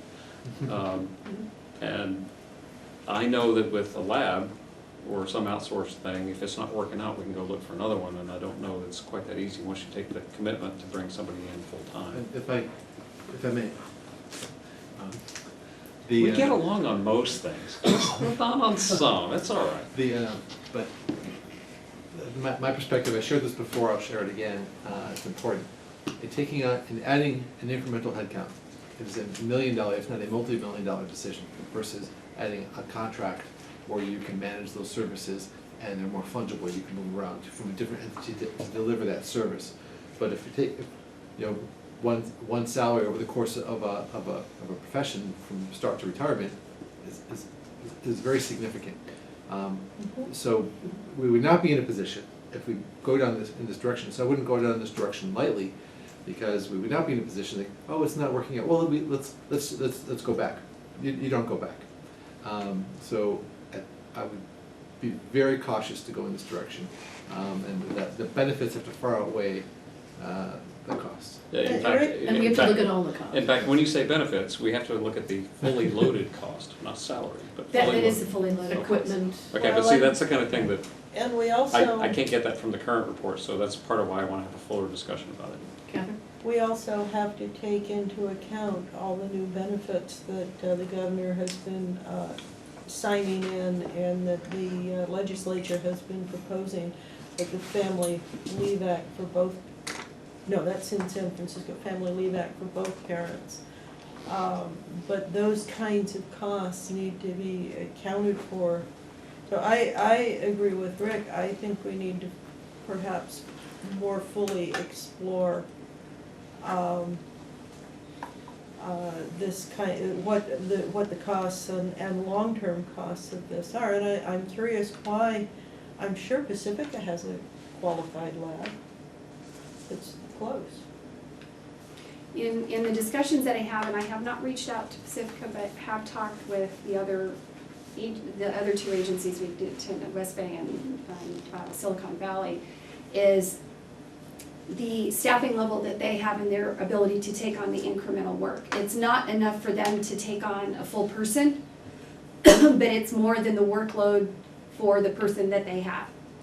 So they're not interested because it doesn't help them fill in the gap of, oh, I have some bandwidth, it'd be great, I could take on this additional work and fill in that bandwidth. It puts them over their workload, but not enough for them to hire another person, so they're not interested. It doesn't mean they wouldn't be interested going forward. Silicon Valley has not indicated that they won't do it. It's just the cost of the person, there's still work that has to be done on our side, and we still have to commute and drive the samples to them, and so that's not only is there a cost, there's a loss, because that means that person is not physically on site able to do other things. So, I'd contract that for sure. I'm sorry? I would driving, I would absolutely contract that up. Driverless cars. Drive- Wait a second, we did in fact for some number of years use a messenger service. Yes. Mhm. She got in trouble at one of the locations. Question, could we use a robot to do the sampling? A quadcopter.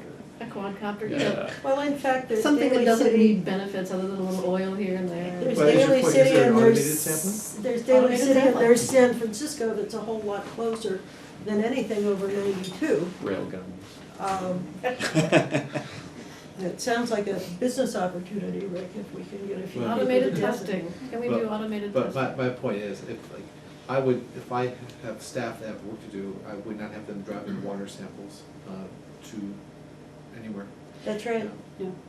No, and we actually did have that discussion, and there's some question on how the samples are handled and whether or not a service provider would manage that properly. So that's something we could certainly look at. There's some requirements the state has as far as safety and chain of custody that we have to maintain because we do have to certify that. So we would want to make sure that you can't just hire, Joe's Courier service. There's a certain requirement. And so, obviously, the labs that we use, Alphatech and Caltest, the people that they utilize are certified in handling the various samples and what they might contain. So we can certainly look into that. And so the reason why it was presented as pulling all of it together is that there are some gaps in the ability to perform all of these functions with the existing staff, and so trying to put together a more comprehensive environmental compliance program, which would be all of those things. Okay, I would like to just sum up so far. It seems like people would like to study this issue in a more comprehensive way, Mhm. look at all costs involved, Mhm. you know, recurring, non-recurring, you know, over the long term. Mhm. And that, you know, a decision is not made tonight, Mhm. or direction given related to the budget Mhm. for the time being. Have I missed anything? Yeah, that's good. So those were the primary changes? Well, we've discussed the lab and environmental compliance. I think there's a. Well, I also mentioned the administrative as well as the electrical instrumentation technician. Those were the three additional, those were the major changes in the budget, was the additional staffing and the change in the infrastructure costs. If I may, so for the budget overall, where were the points of the main points of agreement, or maybe main points of disagreement among the member agency management?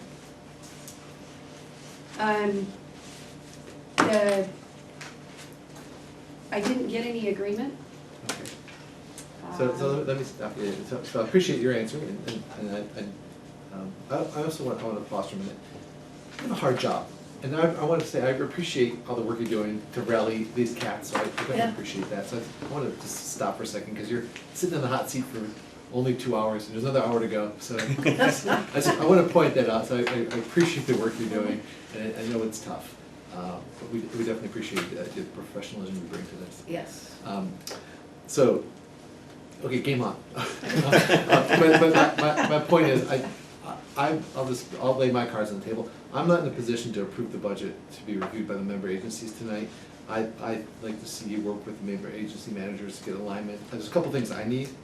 I want to see an apples to apples comparison of the previous budget to this budget, which is basically the 2015-16 budget less the $1.2 million infrastructure project as a start, and then I want to know line item, what are the additions, and by line item, what are the changes, and I need some descriptive information behind that. I don't have enough to be able to understand it with the depth I need. And I would think the member agency managers would want the same. Well, I know ours would. So this is where I need direction from the board, and where I had hoped that I would have been able to have some committee meetings prior to this, which is that that information has been provided to the member agencies. They've had every single line item and the year-by-year comparison. What I did not do was provide a separate narrative report because there's not enough resources to write multiple versions of the report. Each member manager would like the report presented in a different way. And so that's a lot of staff time, I'll be honest with you. That's a lot of staff time on Sam's part to provide something that doesn't change the end result, because all of the data is there. What it is it's asking us to do the analysis. And each one of them is looking for a different type of analysis.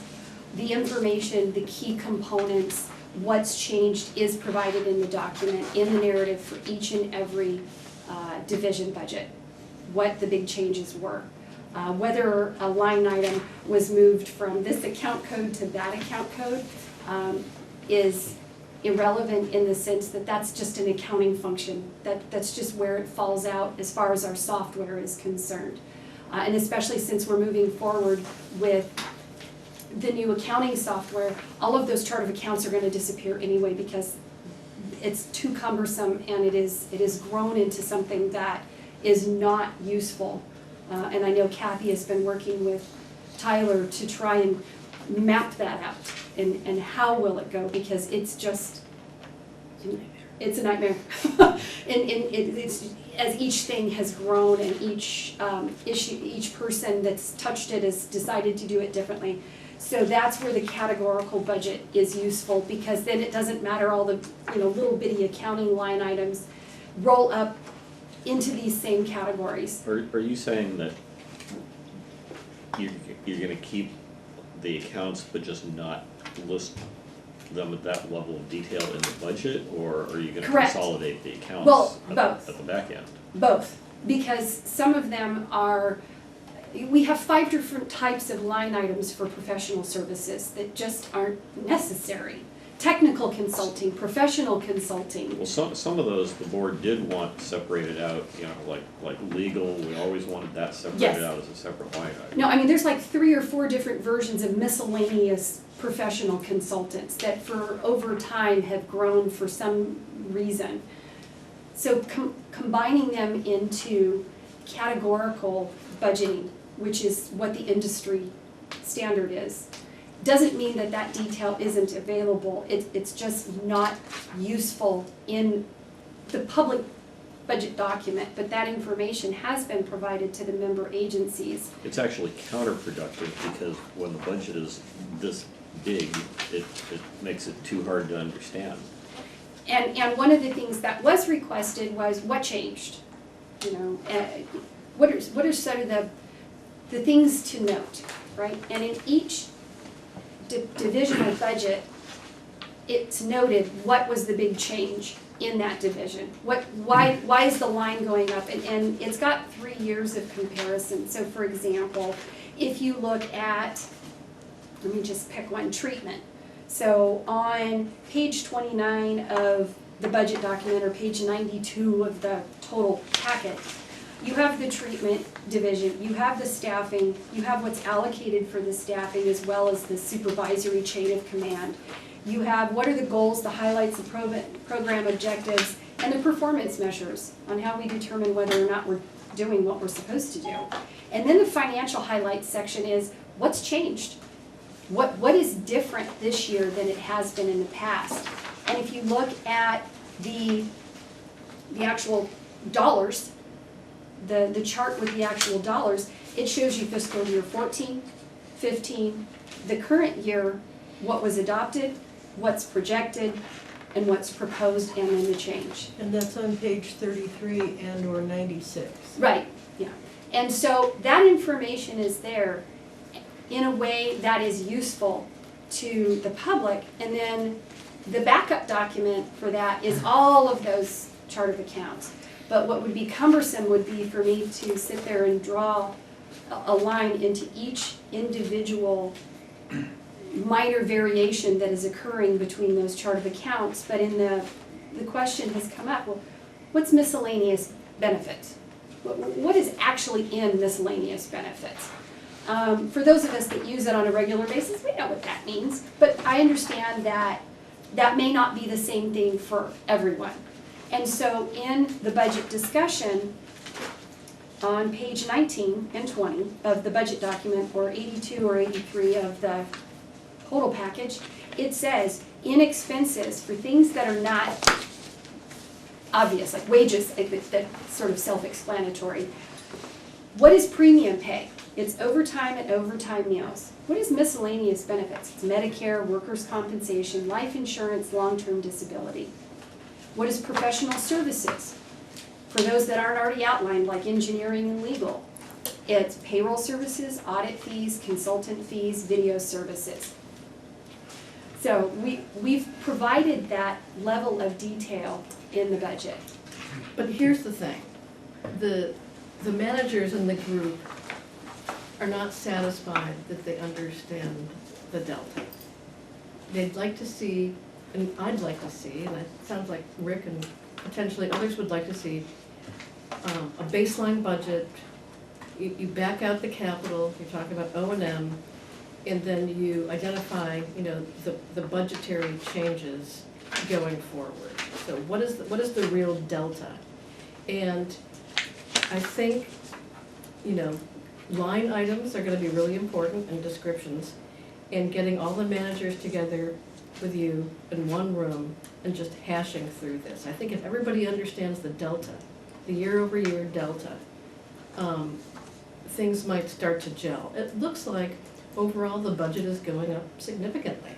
It looks in places the way it's presented that there are savings for our agency, but if you dig into it, it looks like potentially a 14% increase. So we have to be sensitive to our ratepayers, and we have to be able to communicate the delta. If it's going up, why? how And can all we of that match has it been to? identified, so I think that's where I'm having difficulty in understanding. All of that information has been presented, and it's been presented to the member managers. Can I take a run at it? Yes. So what we went through in the budget workshop was, first off, this document, there's a lot more to it than what we went through in the budget workshop, and I don't have, it's good. Okay, and I'm with these guys, this is a tough seat that you decided to sit in. And so, I mean, that's just the nature of that job. So I have a job like that, so I'm very sympathetic, but I have a job to do here, and there are things that over the course of many years, I've become accustomed to being able to answer certain questions about a budget that's in front of me that I cannot do with this. Give you an example, I could take a line item here where there is a 520% increase. I mean, and you probably know exactly what line item that is because it's that way on more than one of these budget sheets. There is no annotation here. In years past, I mean, I like having the table all in one place. That's a good thing. In addition to that, we've had, here are numbers that you're probably almost certainly going to take a highlighter to. Let me go ahead and explain those for you. Okay. We have a lot of recitation up front, but then kind of wrapping it up with the hard numbers, and then that's where I'm like, okay, I find myself going back and forth. I spent 3 hours today in this document. I have not mastered what's in here yet. I don't mind putting in some time to learn a new format. That's all right. But 3 hours should be enough. And I've got fundamental questions that I haven't even started talking about the things I've got specific notes on yet. I feel like we need another budget workshop. I think we do. And I'm up I for would it. agree. And I think that it needs to be preceded by some hammering out amongst the managers. And what I'm going to recommend is walking the managers through a few things. One thing that I think is missing from this overall is something that I've done, very cursory, but I've gone through and I've taken everything that's a big plus and a big minus on what's going to hit the bottom line. So the numbers, 33K up, 19K up, 25K up, 26K up, 85K down, 17K up, 110K up. You're hearing a lot of ups with some pretty significant numbers. I had to pull those into one table. I don't want to have to do that work. Some of this I can't quite figure out where the numbers in the recitation in the text don't comport with the math that I'm seeing. That's okay. All it means is I could ask a question, and we'll all spend some time trying to make simple arithmetic total out. That's okay. There's a lot of numbers that's bound to happen. It's just because I don't have it in one place, and I don't have some of these things laid out in this. I mean, as a board member, I'm having a hard time picking where in this document I'm going to go to figure out what you're asking me to do to my rates. And that's a fundamental question that I've got to be able to answer before I can say yay or nay. Yes. And I can't do that here. I can tell you some good things that we're talking about doing, and that's very good. I like that. But a substantial change between what we saw at the workshop and what we're seeing now, which I would hope would have been motivated by the managers got together and said, really, when we talk amongst ourselves, here's the priorities for the projects that we want to see. I'm seeing a big impact to the initial thing, which I think looked like a 29% increase, knocked back to whatever number you put out. 14. It's an 8% reduction. It's an 8% reduction in the overall budget. In the overall budget, so Well, I get only to in cut my the- rates 8%? No, only in the O&M budget. No, it's from I'm talking this year's- Sam. From I'm this year's talking- budget, Yeah, it's an 8% reduction from the current year's budget. Because of the shift of costs to the collection system maintenance. No, if you look at all divisions rolled together, so the Montero check in the coming year, what I need to put on the tax rolls, when I go tell the tax assessor, we only need 8% We don't need that 8% that we sent to Sam last year. No. It might just be in communication. The 8% reduction in the overall budget does not directly correlate to the revenue.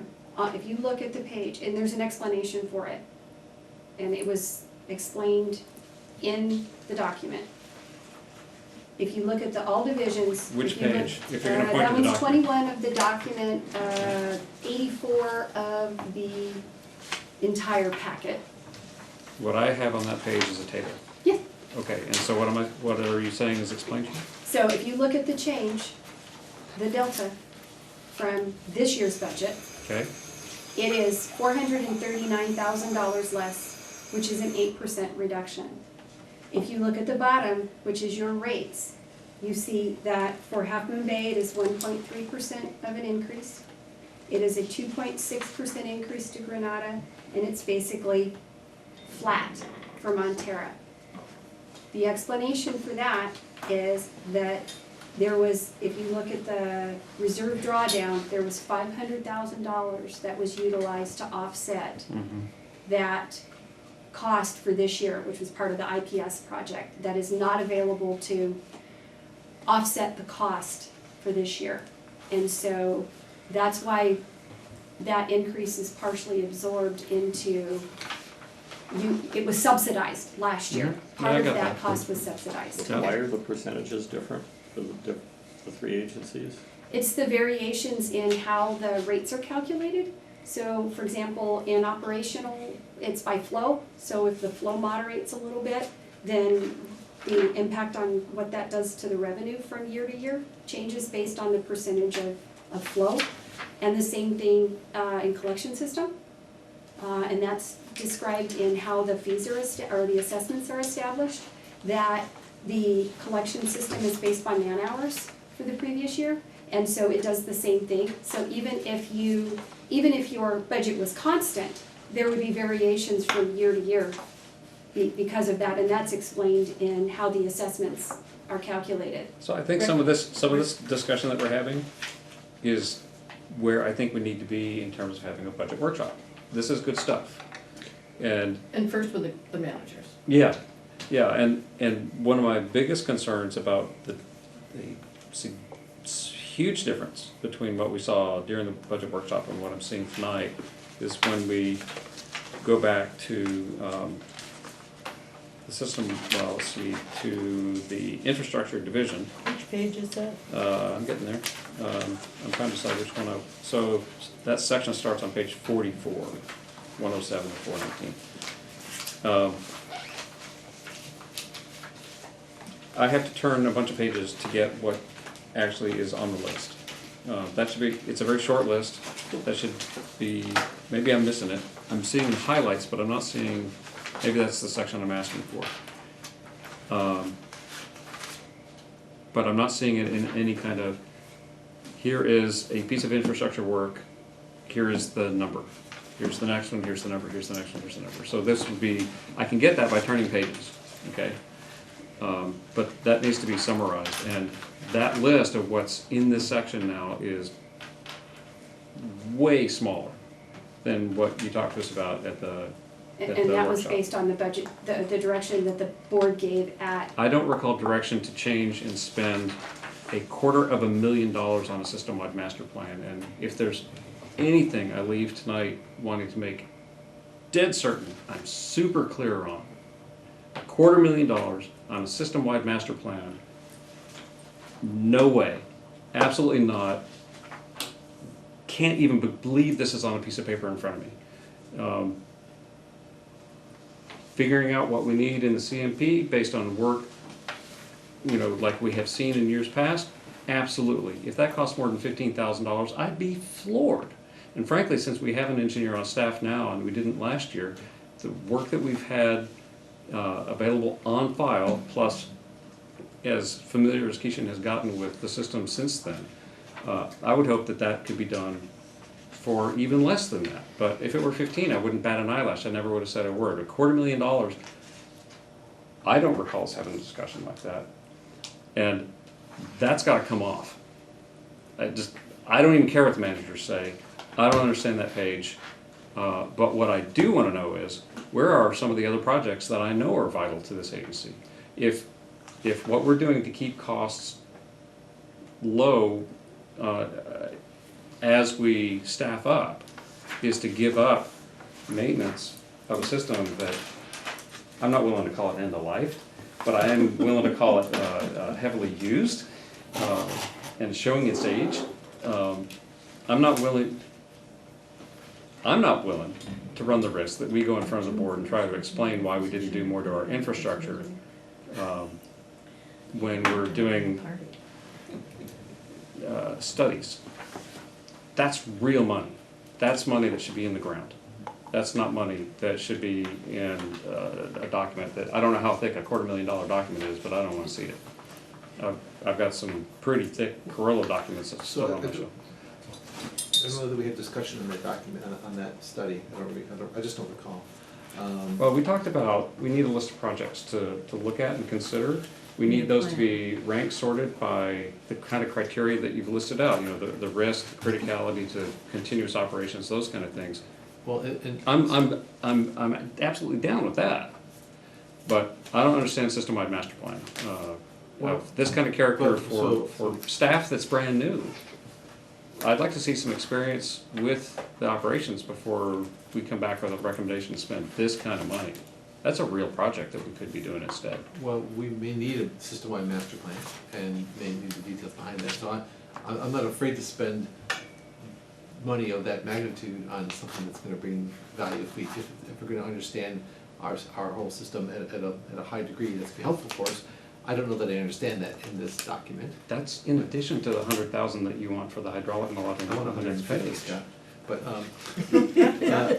I do have a point to make about the fact, if I can go a little bit. Please, Rick, go ahead. So I know it shows the 8% reduction, but my point is why I think we need to have a budget workshop and more work with with the member agency managers. Maybe we don't need to talk for 40 minutes about the budget tonight because we know we have more work to do.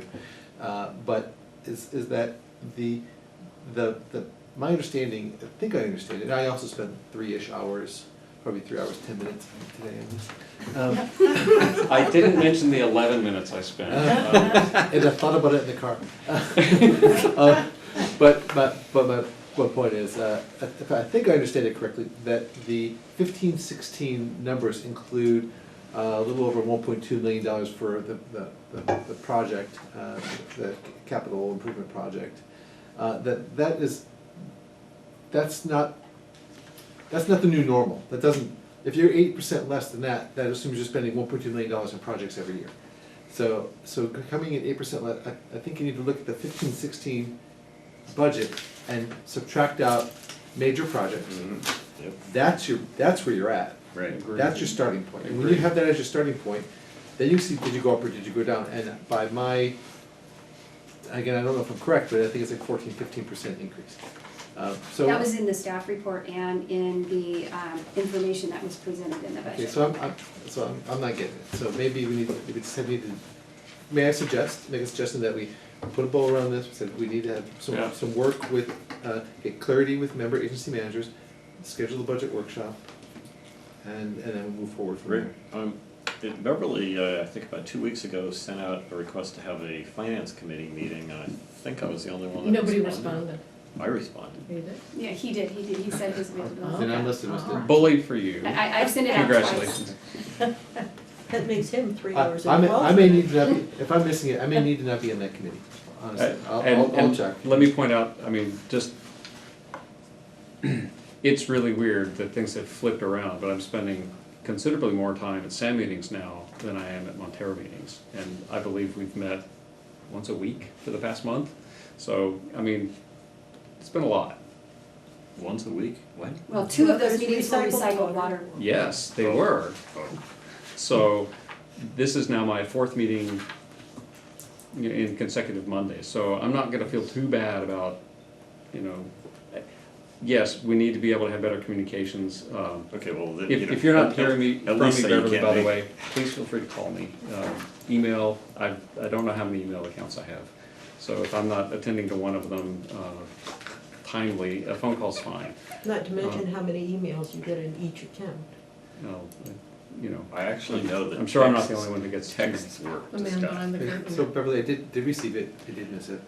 And probably by virtue of how busy I am, so I'm not sure I'm gonna be right for that finance committee, but maybe we don't need that committee at this point, because we're gonna have this budget workshop. Frankly, I think it would be better both for Beverly and for the board to have, because she's trying to communicate very clearly to, about how she's organizing this, and we're not used to seeing it in this format, so I think for all of us, it could be very useful.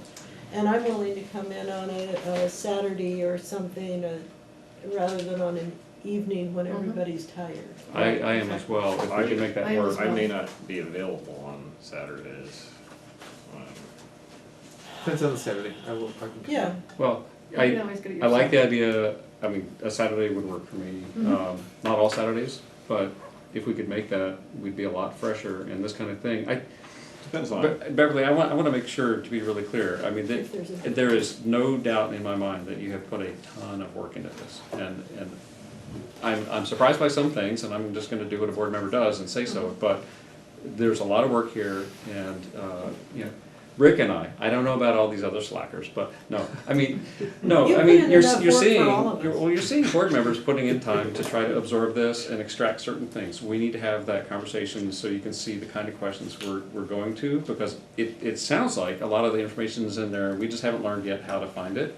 And maybe we can figure out some ways to give us some clues so we can find it better, or maybe it's just training, I mean, and that's fine. We're eager.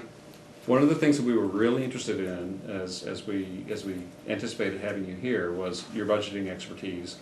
And we're seeing something that is decidedly new.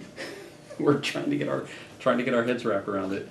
We'll get this worked out, but we're gonna need another run at it. We need to unpack it. Yep. The intent of making something that's very, appealing and usable by the general public, I think the intent, there's no question that that's a great intent. But in the meantime, we have to understand what's behind it, underneath it, and unpack it and then put it back together again. So Mhm. I think starting with the managers and bringing it to the Yeah, board and for a workshop. my guess is we'll make a couple of suggestions that you're gonna like and that you're gonna, wanna like collect some of the information into some short sheets or something. That's my guess. And then some of it may just be terminology. I did have one question that is just, I gotta ask. Okay, it's 9:26. Okay, very quick So question. you have 30 seconds. Okay, the top item on all these tables is wages. And I need to understand why wages are in these budgets. If it's a matter of acknowledging the cost of staff time to do that, that's fine. But most of these pages I historically have looked at as, these are budgetary additions. And so that's, I'm guessing, it's not a budgetary addition, it's a, These are the last pages as opposed to the pages on operations. oh, I'm sorry, and so take for example page 48. Comprehensive hydraulic modeling, wages 11,881. I'm guessing this is just an accounting for staff time that's anticipated, but I don't know, and I wondered if you It is, and it is the cost of the project. Whereas in the past, until Kishin came on board, we did not have staff time that was accounted for in projects. Okay, But it is appropriate to capture that, whereas before you were probably seeing it in the engineering services line because we Yep. were utilizing an outside engineer. okay, so this wouldn't be actual additional expenditure because his time's already like Salary. a prepaid phone card. But it's inappropriate for it to be reflected in administration because the position exists to support projects. If there are no projects, there is no justification for the position. So reflecting it appropriately in the projects is where it belongs. It's the engineering and construction projects. So that means that Contracts this manager. number here is what Still- fraction of Yes. his cost goes to this page? Yes, yes. Okay. Well, I think we have general direction, so I don't see any reason to continue So on with this item. can we at least decide, are we gonna have a finance committee meeting or I heard no. So what we just decided, that the agency managers are gonna go over it, and then we'll have another budget workshop, that's gonna Yes. be it, no finance committee meeting? Right. And everybody's not tired, everybody's had a chance to delve more deeply into the budget, and potentially ask questions ahead of time. Yeah, I'll gather up. Now, I got a bunch of I questions. prefer to hear everybody's questions as opposed to having individuals ask Beverly questions. Well, that's fine, but if we develop some questions ahead of time, it doesn't hurt to share those so that the information can be tracked down Yeah. and reported back. No, I agree with that. I just hate to hear all these individual conversations and Beverly repeating Yeah, herself. I know. So I and- have, what I'm planning to do is, I'm planning to write up some of my questions and send them to staff, and then at the workshop, I'll distribute them so everybody can see the questions I ask. Does that make sense? Does that satisfy your concern? Yeah. Okay.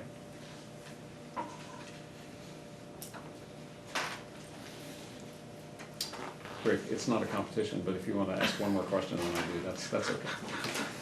My questions are fewer but stronger, Yeah, so that's sort of my approach. much greater density. All right, next. So we have Rick wants to leave at 9:50. So, 9:50. That way I'm I well. we're support having a that intention. hard stop at 10. So what item should we take up? Do we Well, have, I suggest that the website item can be bumped. can that, Beverly? No? Unfortunately, no, we're on a short timeline on Let's the take it. Maybe website. it's a quick All one. right, so we will Let's take it. continue the safety duo. This actually didn't have to come to the board, because if I do it as an annual contract, it's within the general manager's authority, so. Okay. I had a question about that one, because that reflects new spending that we haven't been doing. Yeah. But it doesn't have to be heard tonight, so that could be continued. Or you could discuss it with her offline and see if your question's answered, and I really want a board discussion on it. I appreciate that. So But we can do it at the next meeting? is there a motion to continue item C? So moved. Second? I sort of wanted to. Say second? All in favor, say aye. Aye. Aye. Motion carries unanimously. Thank you. Discuss SAM website status, item D. So sometime in the fall, Rogue WebWorks notified Sam that CosideNet would not be able to continue to host it in its current format because of some changes they're doing. And that would need to be implemented somewhere between 3 and 6 months from whenever that was. So we're fast approaching the end of that timeframe. And once again, it was something that was put on the list of let the new manager handle it. Only I didn't find out about it until just a couple weeks ago, maybe 3 weeks ago. I had already been looking at website options for compliance with SB 272. Which is? That's the new requirement to catalog everything and post it on your website. The data thing written by people without a clue about what data. I'm sorry, which, SB 272. thank you.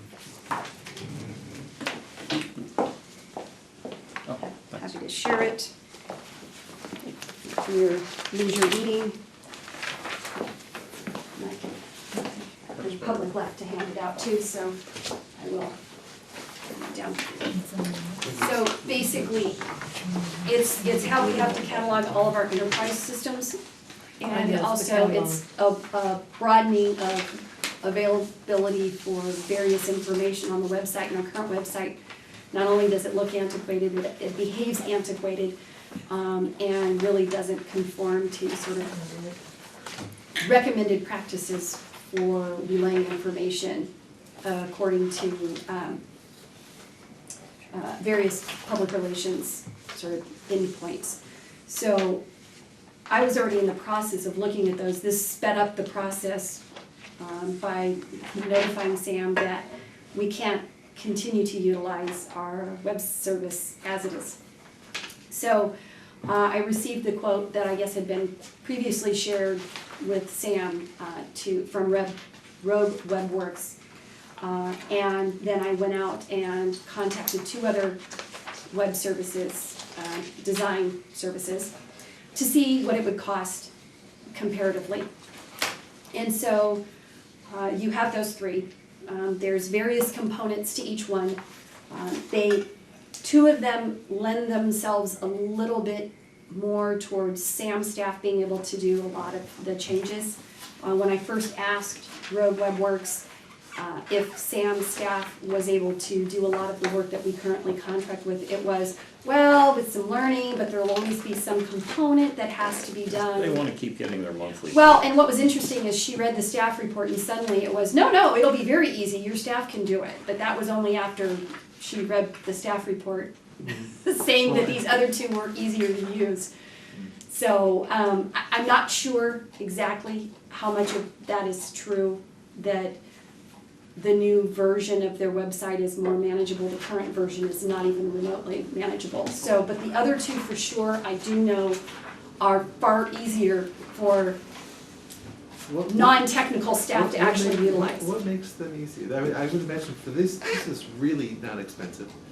I would imagine it's just, they're all just some template that already exists. I don't know why one would be, unless the system is just old, why one would be more manageable than the other. They're all pretty simple.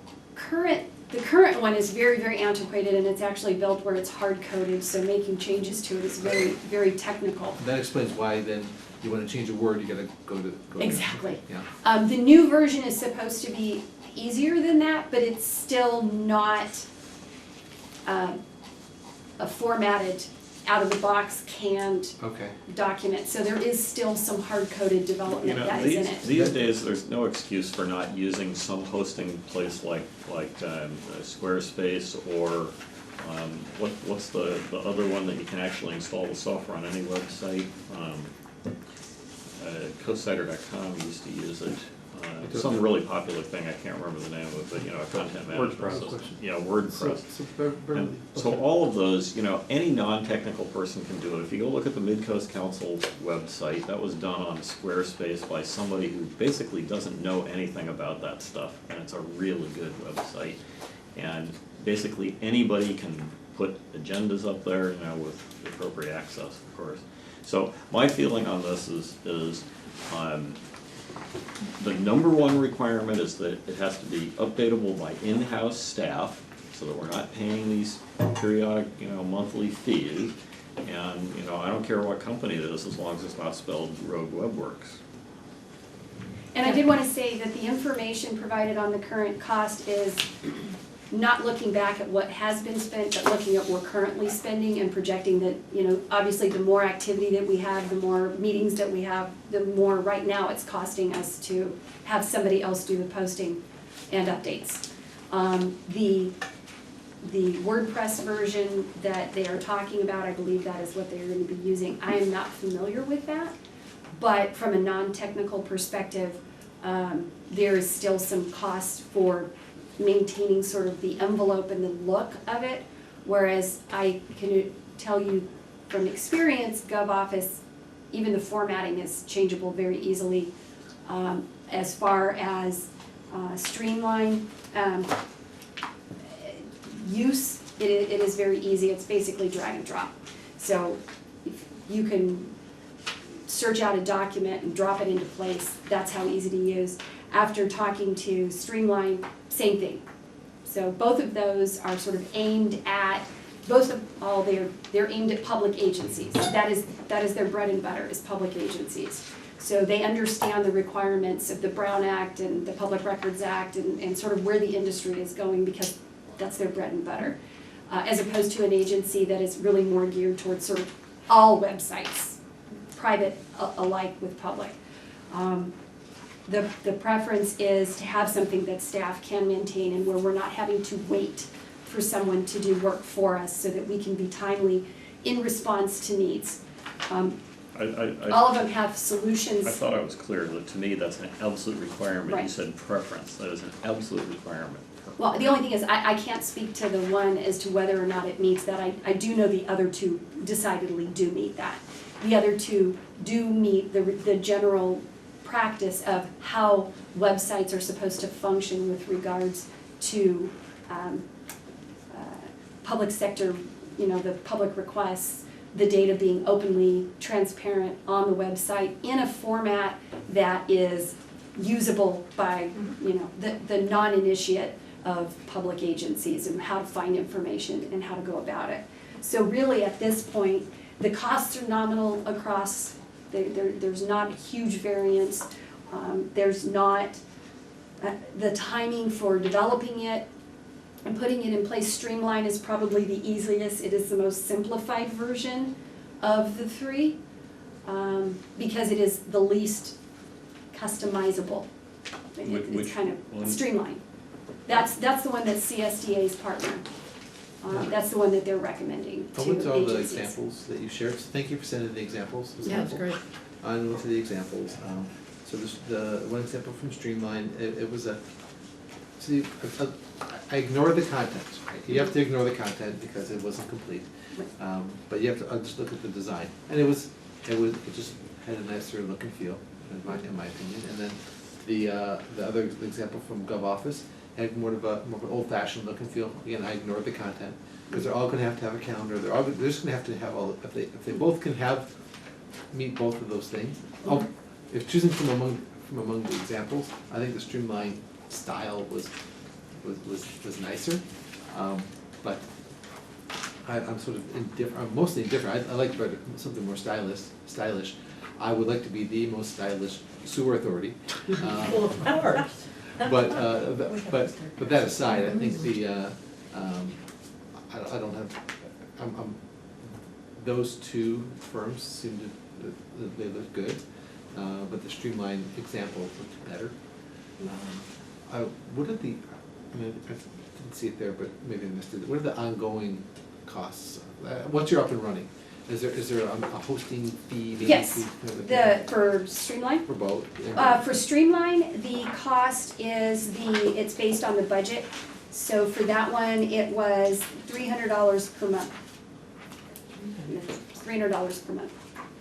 Gee, I host a website for 501c3. I maintain it, and it's hosted for $5 a month. Now, it doesn't have all the bells and whistles for that price, but $300 for hosting is way high. Hold on, it's based on the project budget or the? No, it's the Sam budget. agency's budget. They basically, they Oh. tailor it to the size of the agency, So, so is it $300 per month and we don't have to pay any upfront costs? that's it. Oh, okay, so here's the Oh, difference. so that means that we're not paying them for the design? No, it's what it is. It's out of the box. So if you get rid of them after 1 year, they lose money, but if you keep them forever, they make money. And so that's, so it's ongoing cost of Okay, $300 a month. so we're not paying $3,000 upfront to have them Correct. build the website? And Right. then for the second GovOffice, Right, which is the Avnet, is the parent company. yeah. There's the upfront cost, and then there is the annual license or hosting cost, which is the $650. Okay, that's A year. normal-ish. $650 plus the $75 redirect, so, yeah, That's one time. $725. That's one time. 75 is gonna be one time. Okay, so it's $4,000 for the site plus $600 per year. And that's what they do with the content transfer, is they transfer everything you have, so it saves you on the staff time of having to actually rebuild it, whereas with Streamline, we have to do that. One of the things that I didn't pay enough attention to is which ones of those have integrated search, so that if somebody doesn't know where on the site something is, they don't have to keep poking through all the pages, but they can just They, use the search. my Okay. understanding, well, I know from GovOffice, it has a search feature. From Streamline, if I recall going to the website, they also have a search feature. So, and they are also the one that, they're building a template that will work with the SB 272 requirement. So 272 is just, you gotta list your enterprise systems. That's a static page. It's a piece of text. Well, and but it's an ongoing thing that, Only when we there's, spend money to buy a new system. no, my understanding from sitting on the Ledge Committee when this was written was this was the first bite at the apple, there's more coming. And so, knowing that because it was originally written to be a catalog of everything that you have. So it got streamlined down, no pun intended on the name of the software. But that the expectation is this is going to be an ever expanding area with regards to providing the public Okay, but records the online. current law The is current law your is just enterprise your systems, enterprise which does systems. not include SCADA, does not include systems, I mean, basically the non-public systems. I mean, things dealing with the, you know, the accounting, that kind of stuff, that's gonna be listed, but not your firewalls, not your security, not your Right. operational SCADA stuff, none of that. So it's gonna be a pretty short list. And my understanding is the way that this is moving towards is that, much like we are already doing with cataloging absolutely everything we have, is that that is something that they're moving towards, as well as, I know that there's a push, and it hasn't happened yet, but being able to make the budgets more interactive with the website. So I'm looking ahead at what our website might need to do. And so that's why staff's recommendation is one of the two that is already geared towards the public sector. I think we'll have to stay current with where the industry is going.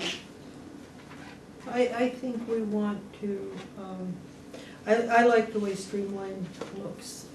I've looked at it before.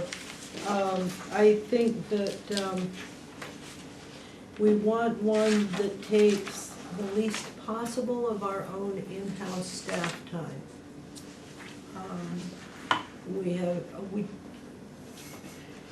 When Tony was doing it, we were an agency waiting to move into the 21st century. Now with this law and what's coming, we need to find an agency, a corporation, a company that will take this. And I think Streamline, I like their look. I found it easy to maneuver through, and I'm much happier with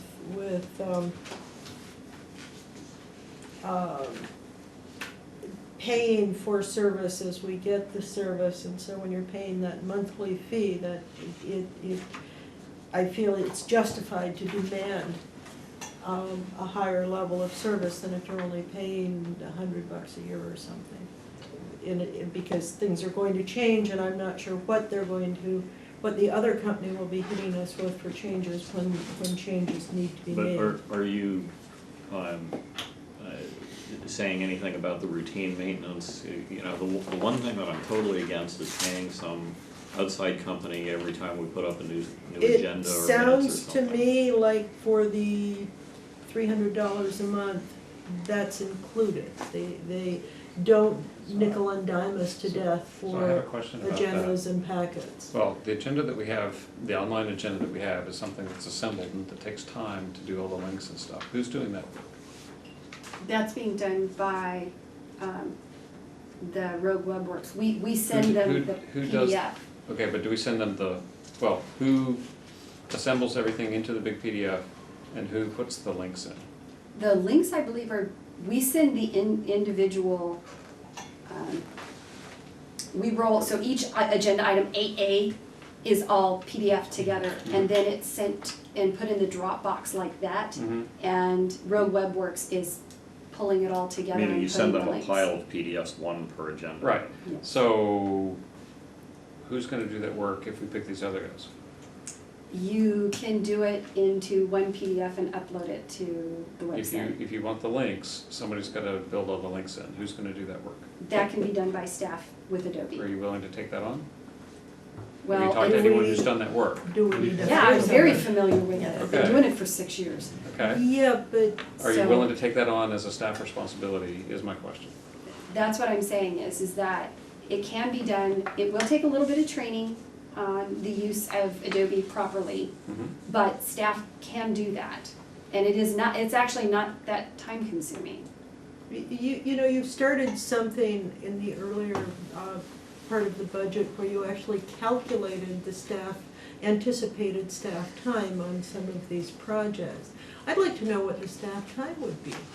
I think we Yes. could measure it against what Rogue WebWorks Well, has been billing right. us for that work. I've done that work as well for years. I've also trained staff on how to do that, so I could hand that work off to staff.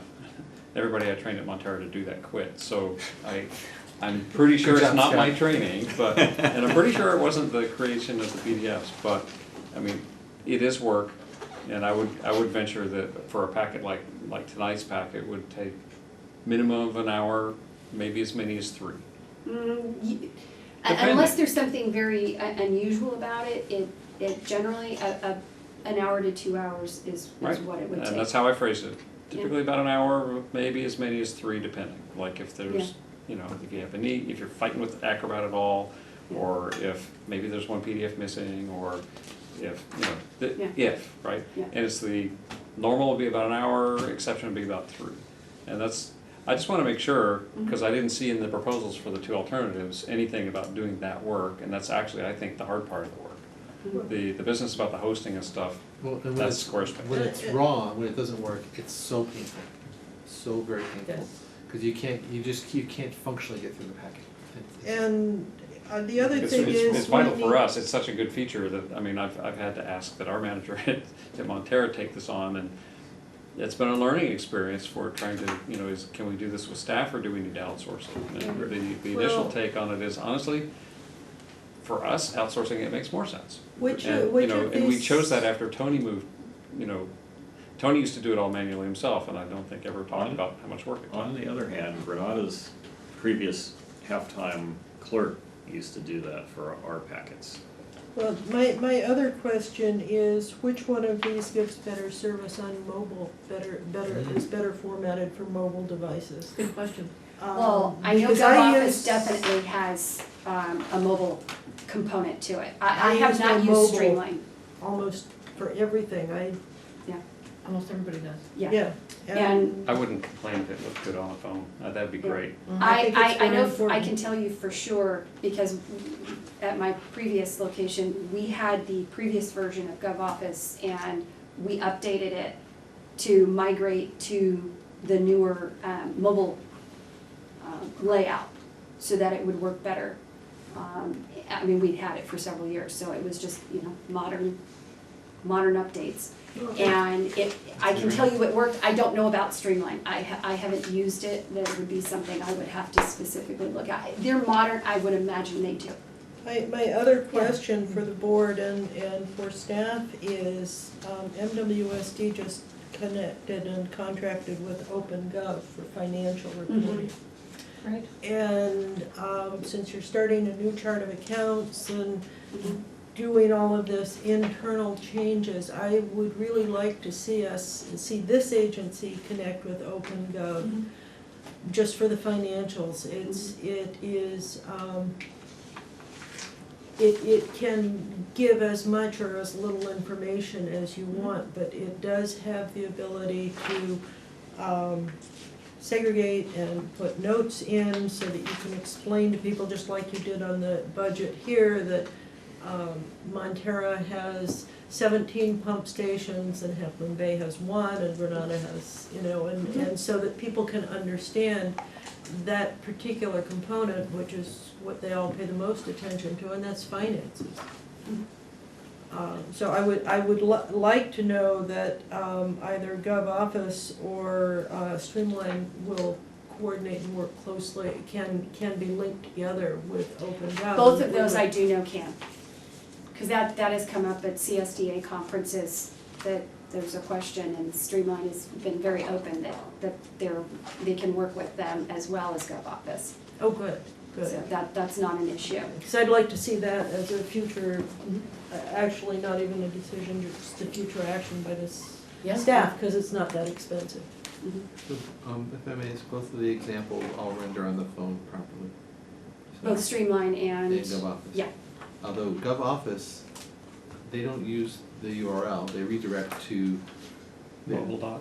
They would redirect to, whatever, samcleanswater.govoffice.com. I don't know if we can maintain our own URL, but in this example, it redirects to the. that's all, it all goes there.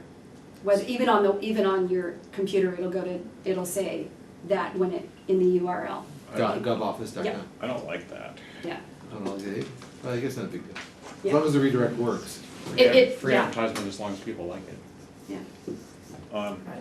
There's really no technical excuse for that. And that's what a C record's for. That's what it's for? So a C record. Yeah. So I'd like to ask for direction. It's 7 minutes to 10. Okay. We're gonna wrap it up. I've got one last thing.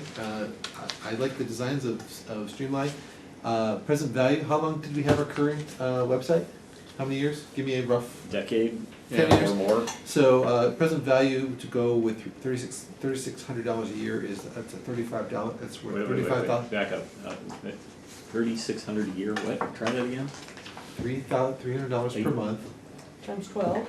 times 12, $3,600 per year, every year. Present value today, that is $35,000 for a decade of service, versus Gov Office, which is $4,000 upfront and something nominal per month. That's a pretty big price difference. Yeah, the 3,600 a year to me sounds pretty high. So I just wanted to share this, you know, It's the pretty. real cost. You know, good design costs money. Look at the difference between Neiman Marcus and Ross's. That's not a difference in design. Oh, yes, it is. No, that's buying things off, no, Yeah. Okay, so we take a stand, 'cause I just don't care that much now. Can I have a motion? I don't know. If you're looking at cost, the least expensive of those two options is Gov Office. Yes. The, you know, it's a design, I can't give you a lot on how, as far as effort is concerned, I haven't migrated to Streamline before. But But you know Gov Office? I do, yeah. Based 8 on years everything ago. I've heard, I'm leaning toward Gov Office. I'd like a motion. All right, I move that we authorize the general manager to arrange with Gov Office to move our website there. Is there a second? second. Roll call, please. Can I have a roll call? Director Reddick, Aye. Director Kowalczyk, Yes. Director Clark, Aye. Director Warren, Aye. Director Boyd, Aye. Director Slater Carter. Yes. Motion Thank you. carries unanimously. Okay. So, Beverly, when you look at that, start the project, if we have the option to not redirect to the URL, that would be our preference. Mhm. I'll ask them what the options are for that. Thank Who's hosting our DNS right now, do you know? Who's hosting it? Who's hosting the DNS? I believe that's Coastside. No, that would be the website. DNS is not necessarily at the hosting site. You know, I can answer that question, I'll look it up. I I'll thought figure it out, I'll figure it out and I'll let you know. No, I'm saying I was pretty sure it was Coastside, but That may run with the road WebWorks contract or not, and so Yeah. we wanna be sure, cause we like our domain name, so we wanna make sure we don't accidentally lose it. Well, some manager from 15 years ago liked it, but it was never discussed with the board. It just grew so on you me know, very just quickly, for I like it. quick information, I've already looked at all sorts of variations and just, you know, sam.org was taken, so that's not an option, and that may have been. Personally, It's not surprising though. But I'm pretty Sam, sure that's Sam. with Coastside, but that doesn't mean that we wouldn't maintain it. In all seriousness, it should be something.ca.gov, and you notice that Granada has one of the only two in the county, and the other one, the Leonard director and I has to be disagree on. on this kind of thing. But anyway, I'll try to get the answer to that, but I Ontario.org. thought it was Coastside. So we have two items, E and F, that need to be continued. Do we actually need a motion to do that, or? Because we're going to adjourn hard stop at 10.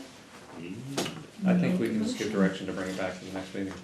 I would be Official inclined to say motion's the not chair can necessary. declare it tabled to the next meeting. Let's not even do that, Yeah. let's just, Give direction and bring E and F back. yeah, exactly. All right. Thank you, it's much simpler. Yes. Thank you. Are there any needs for managers, attorneys, or directors' reports, or can I have a couple really quick things under director's report. it has to be quick? Under 2 minutes. Cleaning out piles of old paper in my house. Here's something from October 2003, staff report where I have written in the margin, in budget is underscored not approval.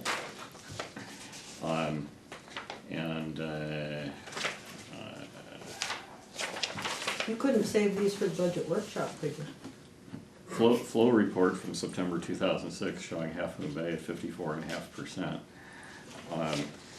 So the flow reports just over the years are all over the place. That's how it is. Are we adjourned? Is there a motion to adjourn?